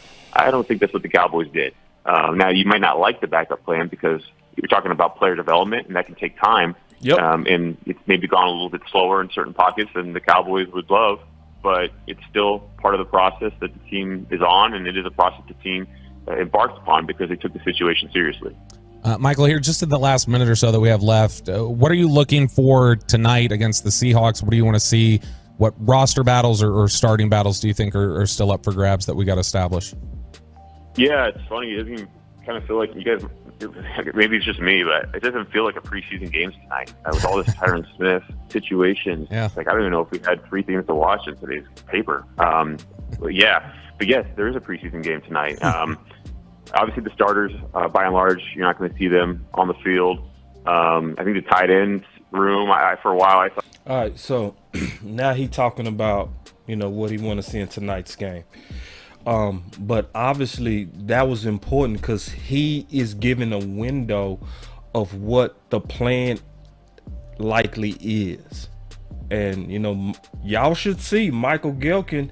He's a true professional journalist. He is arguably one of the best or the best reporter for the Dallas Cowboys. I'm just keeping it real. Before I met Michael, right, I was always quoting him because he was the one that was breaking down the system. And he was asking the system questions about Kellen Moore. It was Michael Gehlken, So Michael Gehlken is given a window of likely what they are thinking about doing. And what they are thinking about doing because of the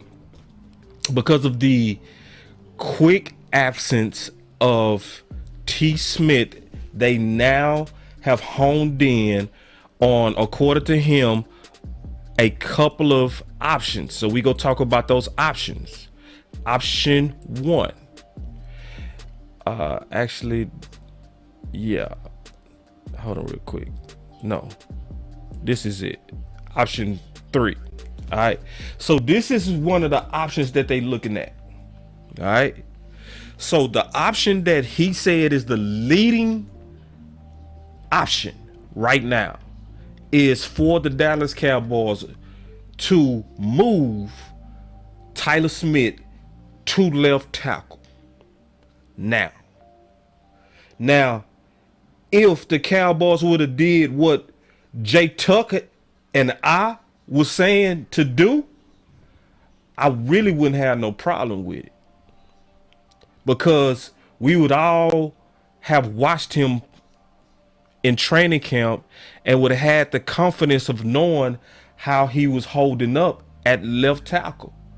But again, I'm going to ask the question, did he even get one rep at left tackle? Yoga fire.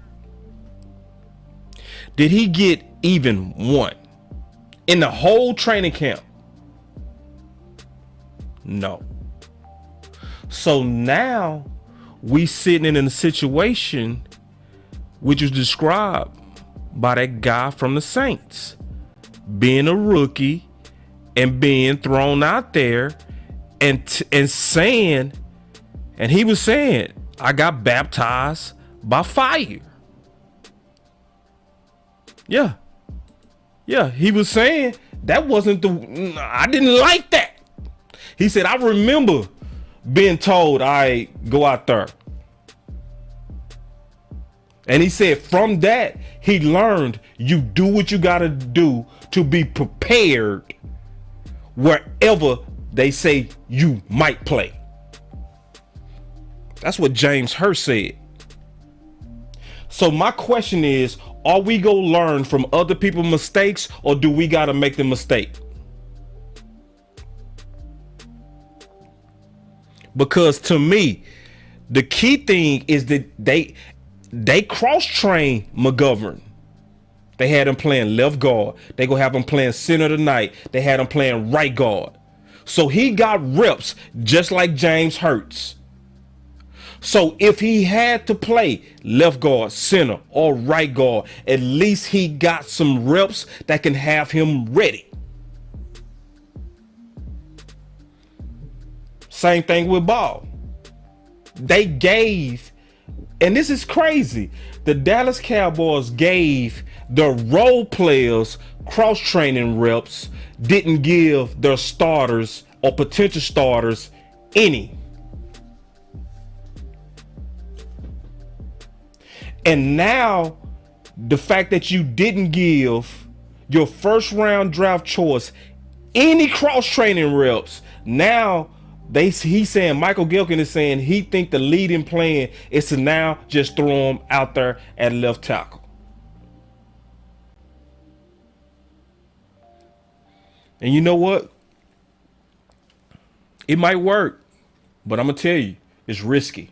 Let's just be honest. It's risky.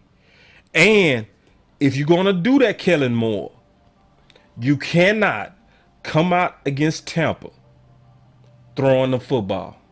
You crazy. You are crazy.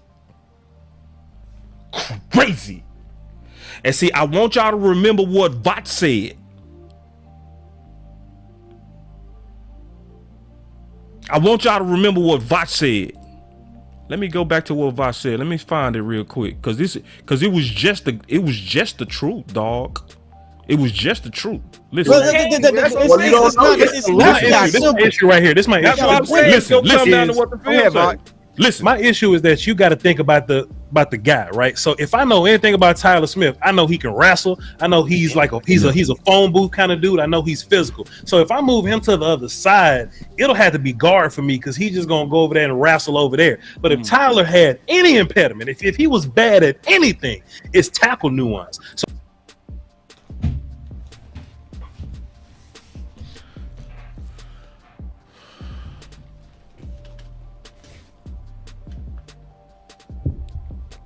So, y'all, and I agree with that.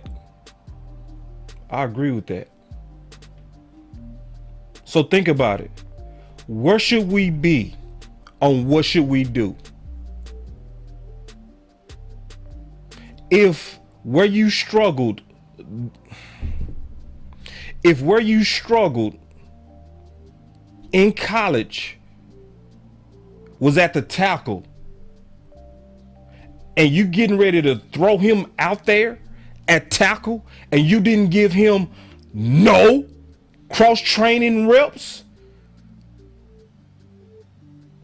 keep in mind this show was before training camp, not after.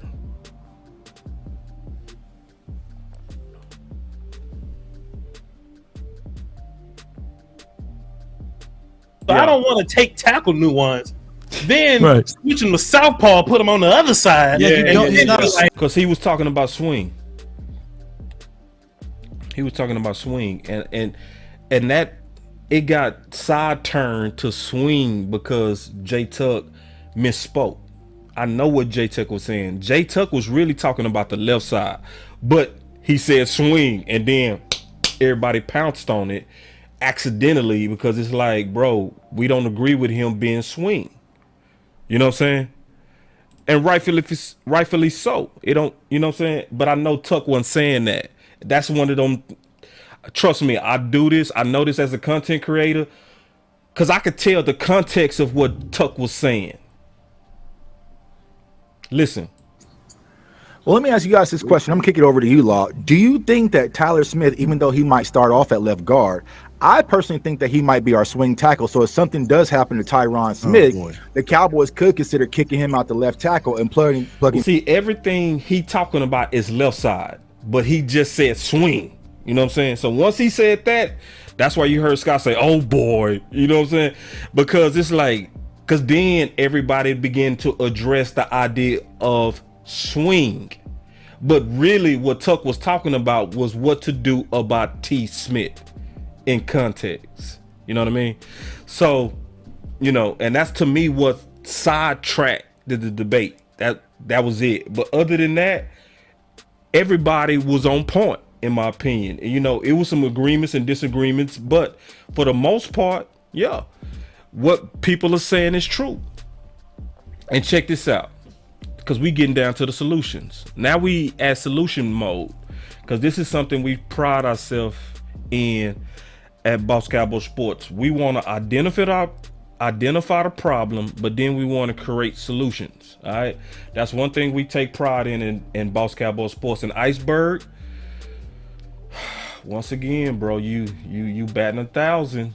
Iceberg, I need you to host this damn show, bro. I'm sick of you. I'm sick of this shit. You know what I'm saying? My boy Iceberg is killing it in them comments. Man, shout out to Iceberg, man. But if you do, okay, because I can tell you, in my opinion, how it can work. If you do put Tyler Smith at left tackle now, you have to fully commit to the running game. You have to fully commit to having a game plan that matches the strength of your left tackle. Don't put him out there and go pass happy crazy, Kellen Moore. Don't do it. Don't do it.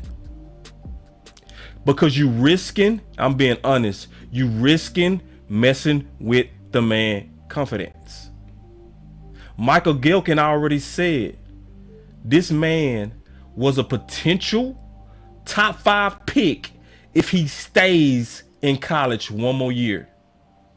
And yes, he did play left tackle in college, but just like Vach said, you want to have a game plan that is catered to his strengths.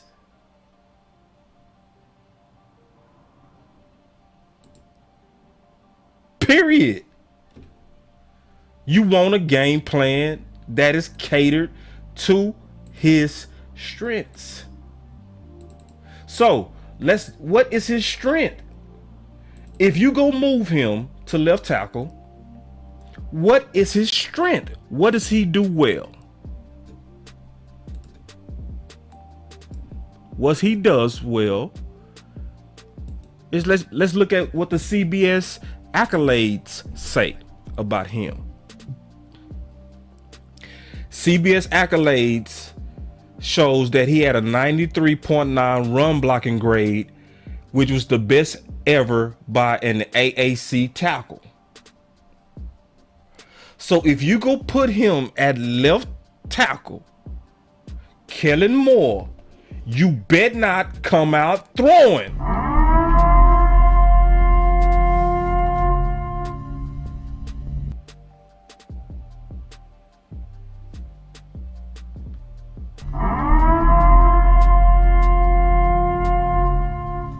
You bet not come out throwing. You bet not come out throwing. Finish him. Bruh. Because I'm cool with the plan. If you have him at left tackle, you bet not come out throwing.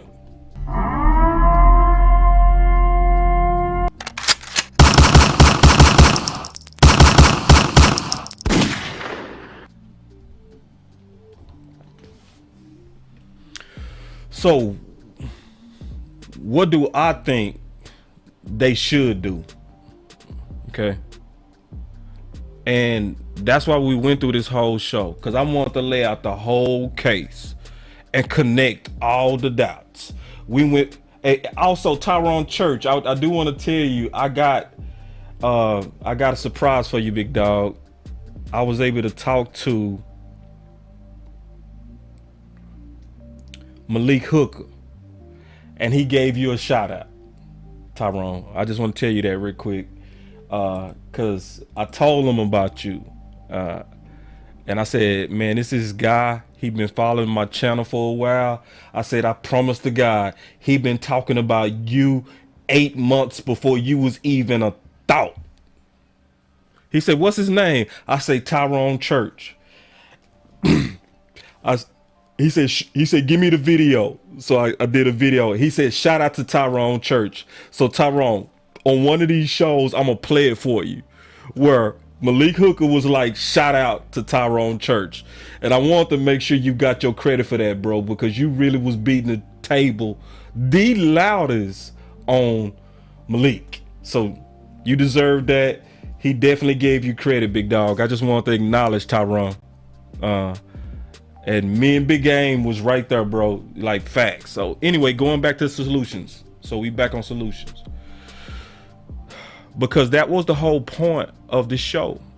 It's connecting all the dots, going in history, looking at the debate before, you know, on what to do about T. Smith, watching all these smart guys out, and we was on different pages. Some of us agree with this part, that part. That's not the big thing. The more so was that we needed to have the debate.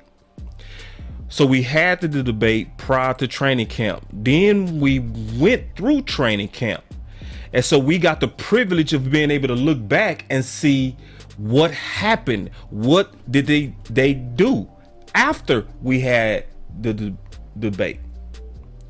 And now we able to look back and say, okay, did they prepare properly for the absence of Tyron Smith? No, because they never cross-trained Tyler Smith, but they cross-trained McGovern, Ball, and Fournier. You know, they never cross-trained Steele, the guys that was go be your go-tos if something happened to T. Smith. See what they did, and this is what I'm telling you. Stephen Jones prepared training camp based on budgets. That's what he did. So for budget purposes, he was giving Ball the reps. He was giving McGovern the reps. He was giving Fournier the reps. We was not being prepared for the absence of T. Smith. We was being prepared for future budgets. Oh, hold on real quick. Somebody say don't forget them super chats. Man, on the show like this, bro, it's so hard to go through the super chats because I'm laying out a lot of facts. But let me go try to find your super chat, big dog. All right, because you must have laid out some money. That boy say don't forget my super chat, big dog. I see it. He said God works in mysterious ways. If I'm not mistaken, it's easy for linemen to learn to run block versus pass block. Kellen didn't miss the blessing, run the damn ball in my West Coast voice. Absolutely. And appreciate the super chat, big dog. I did miss it. Thank you for, and that's how to also ask me to see your super chat too. He's like, hey, boss, you missing my super chat, big dog. You know what I'm saying? And I did. I appreciate it, but good comment. That's a fact, what you just said. Yeah, and I like what you said, Special K. Special K, he said this. He said, I just got a feeling if we put Smith at left tackle, he would show up, boss. I think it depends on the game plan. Special K. If Kellen Moore does the right things to build his confidence, go back to what the OC said was 2016 Dallas Cowboy football. Boring ass running in the ball. Just boring. First down, second down, run. Boring. But boring wins. So I think he, get his confidence going. To me, everything got to be about playing and having a game plan that's catered to his strength. And his strength is run blocking. 93. We see that. We saw this coming. We saw this as he was coming into the league. We saw this run blocking as he's now in the league. So yeah, if you go put him at left tackle, I really don't have no problem with it. You just better be smart on your game plan. But if you come out there like, hey, young man, we didn't give you no reps at training camp, but hey, we're gonna put you on the island. Man, you a dumb motherfucker. You bet not. Boy, I swear to God. You are fake news. Wrong. You talking about boss gonna be pissed. Finish it.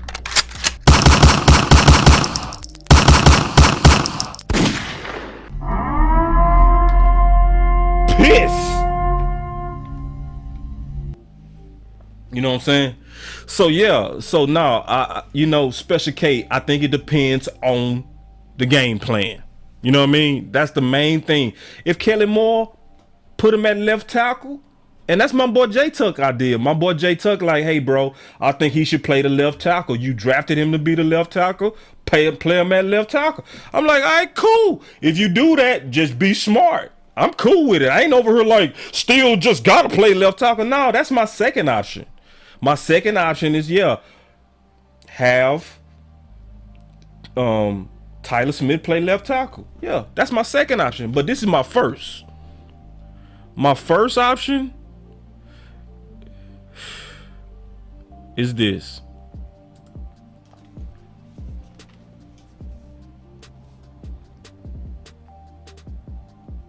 That's my first option. And this is also based on what we've been seeing for training camp. See, let me ask y'all a question. Is training camp supposed to be evaluating competition? That's what I want to know. I just want to know. What is the point of training camp? Is the point of training camp to just be a dress rehearsal because you already know how y'all go do it anyway? Or does it supposed to be about trying to see how you perform under pressure so that we can see where we need to position you because we stress test you to know what you all about? And my boy said, I can live with the first option. Me too. I can live with that. I can live with them moving Tyler Smith to left tackle, but I would prefer this option. And I keep hearing this. This is what I keep hearing, and this is where I know most people are missing it. And I'm not trying to embarrass nobody when I say this and show this. A lot of people are missing this part right here because I keep saying Steele didn't do well at left tackle last season though. So let me address that. Okay, because And I want y'all to really do what I'm getting ready to say. So I want you to stand up right now.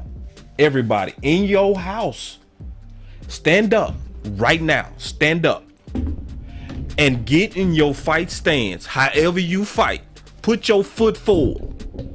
Okay? This is what I want you to do.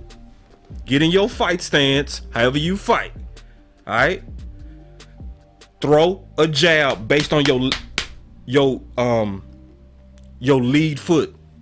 Just throw it. All right?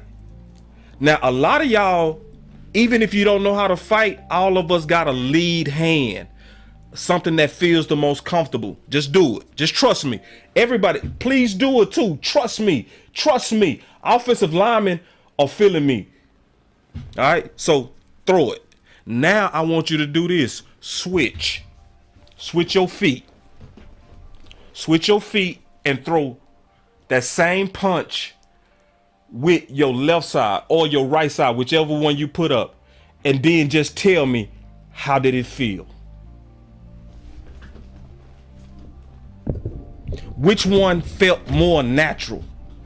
If you actually did it, you gonna say, ooh, it felt awkward when I swished. You see what I'm saying? It felt awkward when I swished. See, when you take somebody that's been playing on the right, and see, a lot of people, they don't understand it. Yeah. And see, I love we say former Golden Gloves for 35 years ago. So as a former Golden Glove and a fighter, yeah, my boy Mr. V did it. He said felt weak. Exactly. If you did it, that's why I said I wanted everybody to do it. Like for real, I wanted you to get up and however you fight. I don't even care if you're a lady.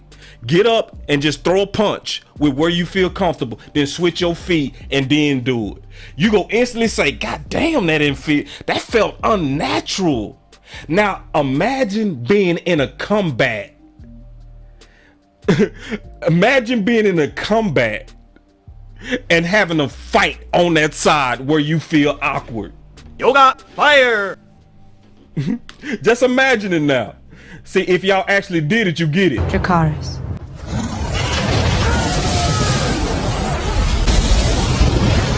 If you actually did it, you felt it. So that's why when you switch players, you shouldn't switch them unless you first trained them.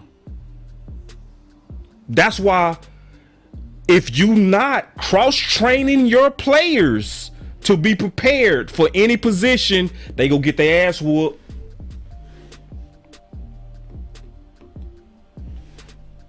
I know what I said. Dracarys.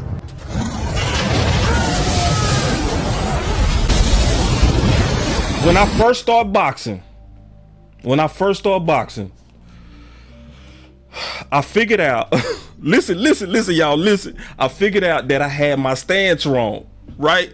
Because I always fought with my right foot forward, right? Because that's where I'm comfortable. I'm right-handed. So I'm fighting you like this, and it feel comfortable. And I built it into my muscle memory, right? I felt comfortable. Man, I got in that boxing gym. Them boys said, nah, boss, you right-handed. You got to fight with your left foot up. Whoo, man, I put that left foot up, man. I got my ass whooped. Dracarys. Man, I got whooped so bad. I got whooped so bad, bro. I switched back in the middle of the sparring session. I'm like, hell nah, I'm going where I'm comfortable because you whooping me, dog. I switched back. But see, you can't switch like that at offensive line. Your foot is stuck. And man, I was getting whooped. Man, dude was just boop, boop, boop, boop, boop, boop. And I was off. I was off. I didn't feel comfortable. I just felt bad. I was like, man, I know you said, coach, I know you said put that left foot forward, but man, I feel crazy out here, man. Let me know, man, right foot. Let's box. Now let's go. And I got back in the fight. But so this is my point on steel. Also, the more you rep it, the better you get. Dracarys.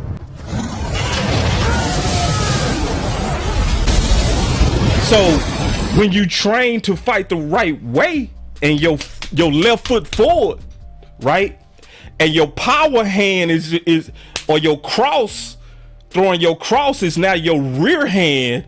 You gotta train like that, so then your left side start feeling natural because you've been training on that side. What does this have to do with Steele? Yes, when they first put Steele out there, he got his ass whooped. Dracarys.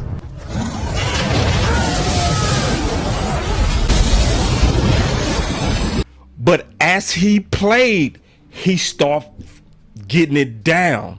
And that's what the OC called spatial awareness.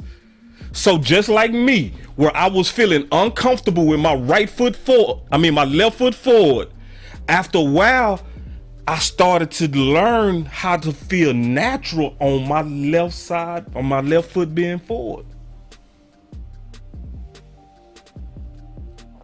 And so when I train my sons, they never feel awkward on either side because I have them fight with both sides. I train them like that.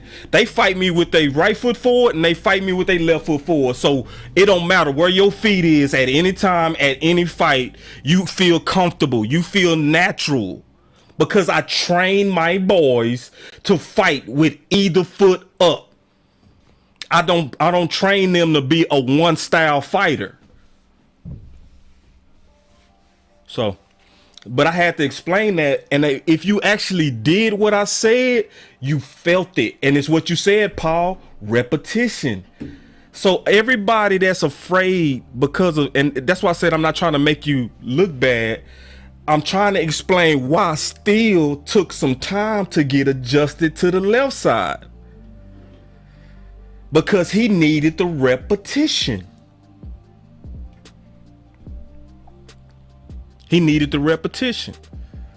But see, and I'm being honest, they also put Steele in a bad place because they didn't cross-train him. Dracarys.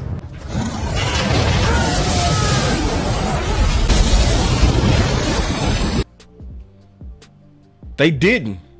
But at this point, that's why I say there's no options good. It's just which option is the worst. You know what I'm saying? There's no good options right now without T. Smith.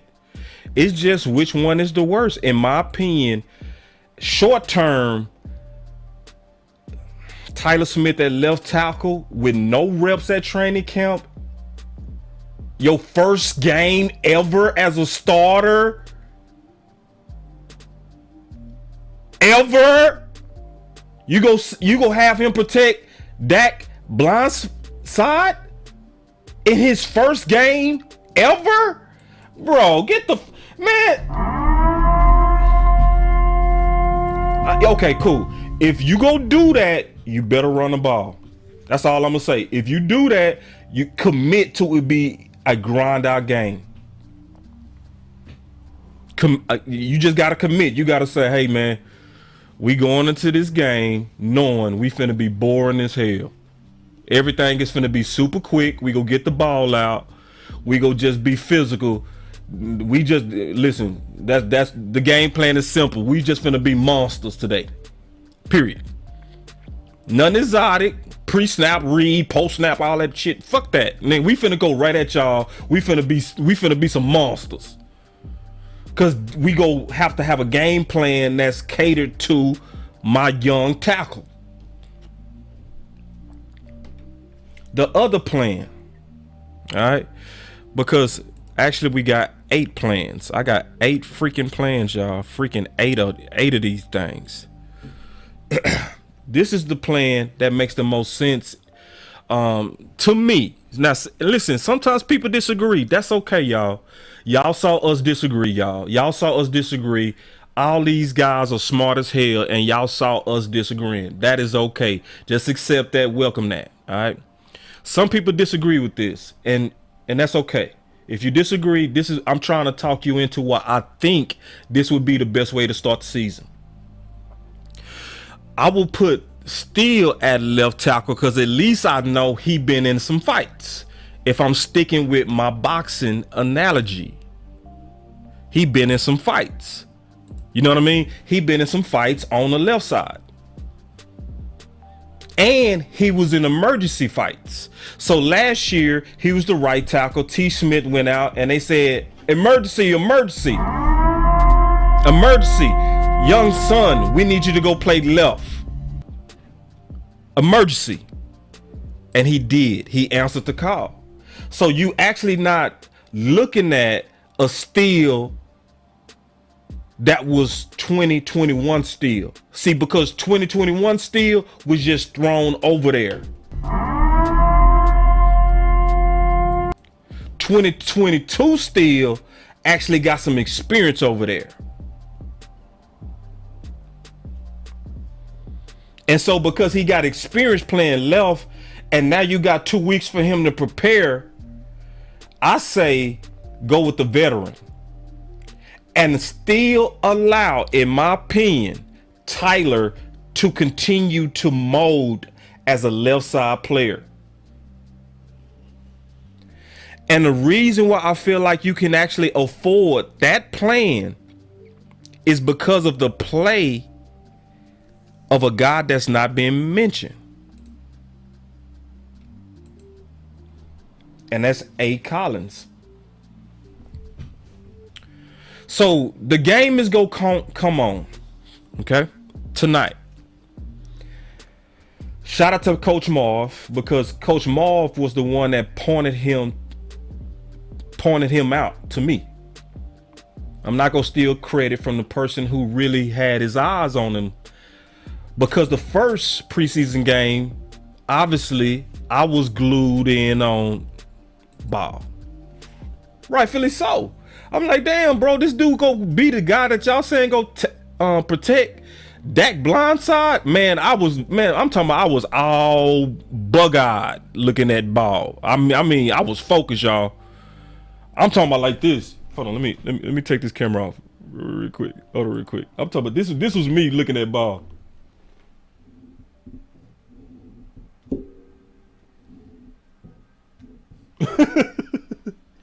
Thanks for the fire content. Hardly get to catch you live due to work schedule, daddy duties. I support when I can, but after studying all 22, can you say why Collins is not the solution at swing?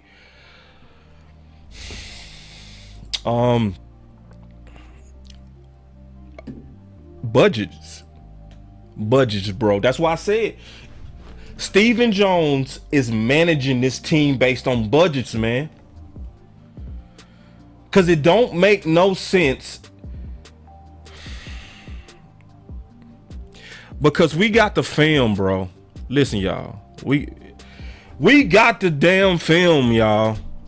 We broke this dude down. And we spent the whole show on the final word, and we treated it like class.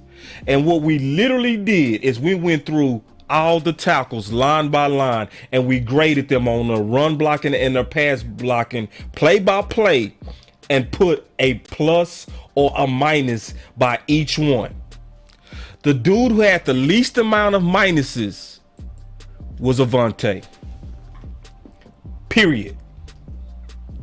He's been, in my opinion, from the film, the most consistent tackle, even over Steele. He's slightly a sleeper. He ran a 4.81 40. He bench pressed 225 34 freaking times. He's strong, y'all.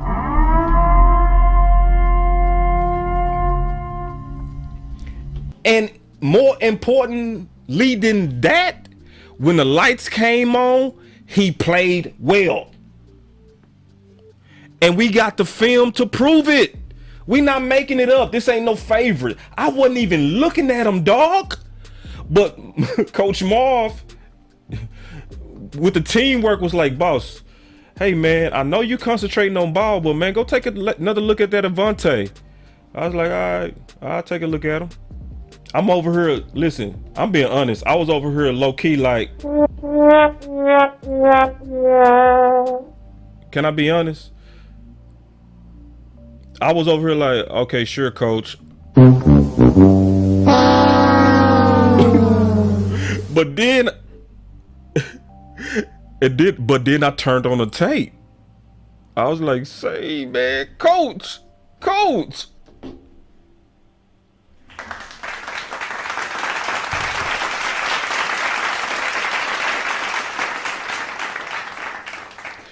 So if you asking me why this dude ain't the swing, bruh. God damn. Oh man, say, bro, I can't explain it. I can't. And the sad part is all of us were sitting in training camp. All of us. That's my boy Law, Big and Sky. We all sitting there in training camp. And I'm like, bruh, am I seeing what I think I'm seeing? Am I seeing them rotate Ball but not rotate Collins? Yeah, that's what they was doing, y'all. I saw it with my own eyes. I saw it, bro. I saw it with my own eyes, bro. I didn't have to be like, West Coast, what you see out there? Law, what you see out there in Oxnard? They was in Dallas, Texas, my house.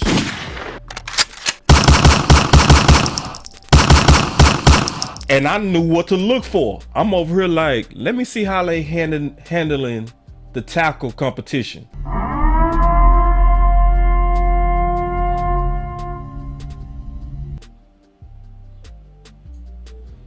To me, they handled it bad. Trash. What's up, Amp?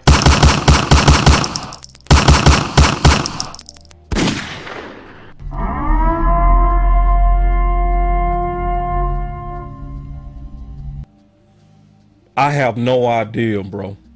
Cause I'm being honest, and I'm still feeding off this super chat. I'm trying to. I don't know, bro. And see, that's why I asked the question: what is training camp supposed to be about? What is preseason supposed to be about? Because I thought it was supposed to be about letting these guys fight it out, and then you play the best man. That's what I thought. That's what I thought. But I'm not quite seeing that in our training camps, y'all. Can I be honest with you?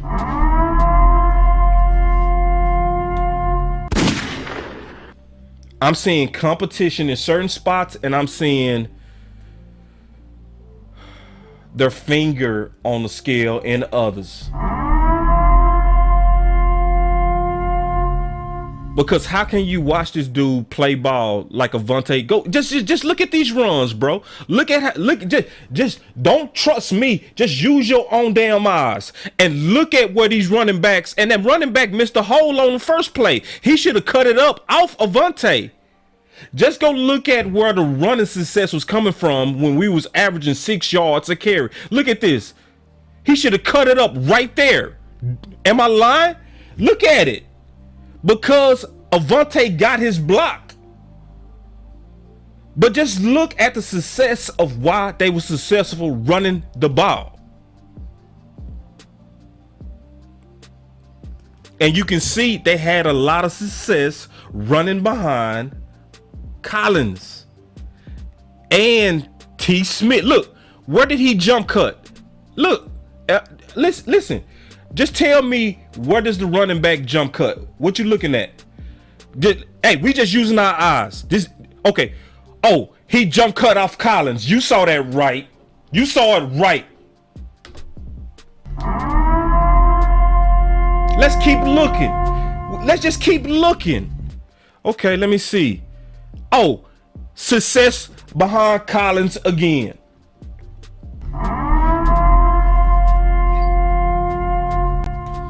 So, and this is just run blocking. And to their credit, oh, where does that cut happen? Look at that cut. Let's look at this cut. Let's see who he cut off of again. Let's see. If you guess Collins, you was right. So when y'all ask me why he not the swing, bruh, I have no damn idea. Who was that run? Okay, who was this run off of? Just look. What does your eye see? Not my opinion. Who did that running back just run off of? Huh? We just using our eyes, not opinions. Huh?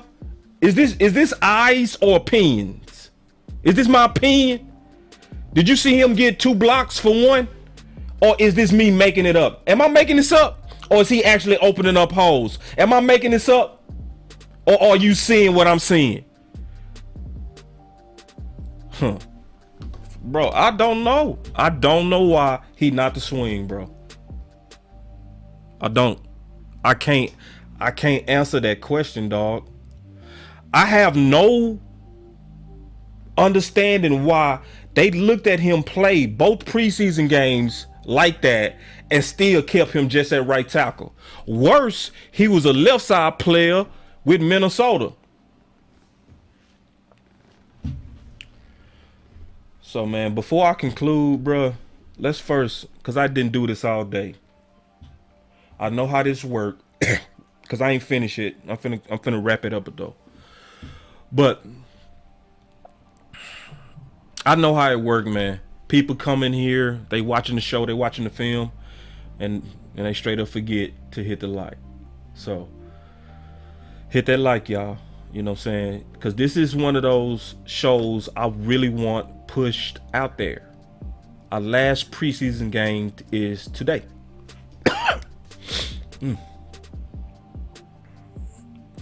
And I'm honestly not liking what I'm hearing. I'm not liking none of the plans that I'm hearing. I can't stand it. But hit that like. You know what I'm saying? Everybody, let's hit that like. Y'all already know how we roll. And I'm finna put this all together. Okay? So just do like my man. Let's get caught up on these likes. And then now let's talk about the real. Alright? Because we still dealing with Tyron Smith. And we still dealing with the facts and all that kind of stuff. I know this was a long show. I know this show was even like school. But I promise y'all that this particular show that I was going to do my best to put it all together. So if you go put it all together, sometimes you got to listen through the whole thing. You got to listen at the history. And that's what we did. We went through the history and we showed the debate between these smart content creators. And then we brought it all the way back to the future. You know what I'm saying? And that's where we are right now. And so I would also say we should share this content. That's why I did this show, because I did, and I'm telling y'all, I'm doing my best, and I need y'all to do the same. I reached out to Michael Gehlken today about Avante Collins. You know what I'm saying? I'm in a privileged situation to sometimes develop contacts with influential people. And when you're sitting in that position, sometimes you want to use the favor that God has given you for ideas that you're not seeing out there. Somebody say, boss, what you think about Dak playing tonight? He not gonna play tonight. I don't think he needs to play, to be honest. I think his receivers need him to play. But he would need to play. But I think with all these new receivers, I would want to see Dak with a couple of receivers with the ones. I think this is a risky. Excuse me, y'all. I'm fighting a cold. Because Dak, in my opinion, don't need to play. Dak know this offense like riding a bike, bro. So I ain't worried about Dak. It's them receivers. You know what I'm saying? So to answer your question, if Dak play, I would want him to play. God forgive me. Damn. I would want him to play with the anticipated ones. Man, I don't know, man. I just got the hiccups or something. Oh my God. Y'all give me 1 second. Ooh wee. Man, y'all forgive me. Damn, this ain't gonna stop. So let me say this. I don't know. Ugh, man, I got the hiccups. Damn.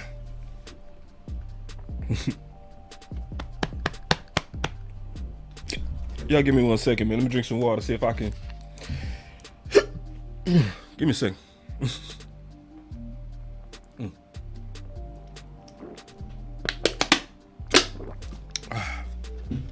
All right. So, yeah, the media is not dealing with Avante. They not. You know what I'm saying? So, it's up to us. You know what I mean? Let's push it out there. You know what I'm saying? Let's push this show out there. You know, let's get the word out there. Let's use our voices. Let's tweet it. Let's share this in Facebook groups. Let's share this in Instagram. Oh man, god dog. But let's do our part. Because I think I see the best path forward. And let's just rock it. You know what I'm saying? And I appreciate also everybody that continues to donate to Boss Cowboy Sports. I greatly appreciate it. And everybody that super chatted, hopefully I didn't miss it. Somebody said hold your breath for 10 seconds. Yeah, man, this is embarrassing. I'm over here making all weird ass noises. But I did want to conclude and say I do see two options. I see option one is start Steele at left tackle. Option two is start Tyler at left tackle. Both of them can work. You know, both of them can work. It's more so come down to the alleged genius of Kellen Moore. Because at this point, I'm gonna start saying alleged genius. I ain't calling him genius. He's alleged. Because if you genius, that boy said I missed your super chat. Let me see. Let me try to find your super chat, big dog. My bad. Cause y'all know I'll be producing the show, so it'd be hard to see y'all super chats, especially when I'm going through this much content. But Lamar, I don't see it, bro. So the next time I do a show, which might be the post game after today, just call in and we'll talk about it. I had a call lines open after the show, and I'm gonna do a post game show.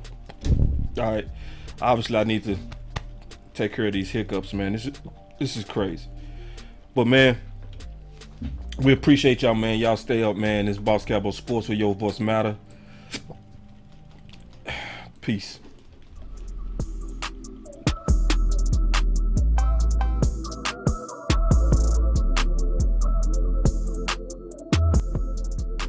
Boss Cowboy Sports, where your voice matters.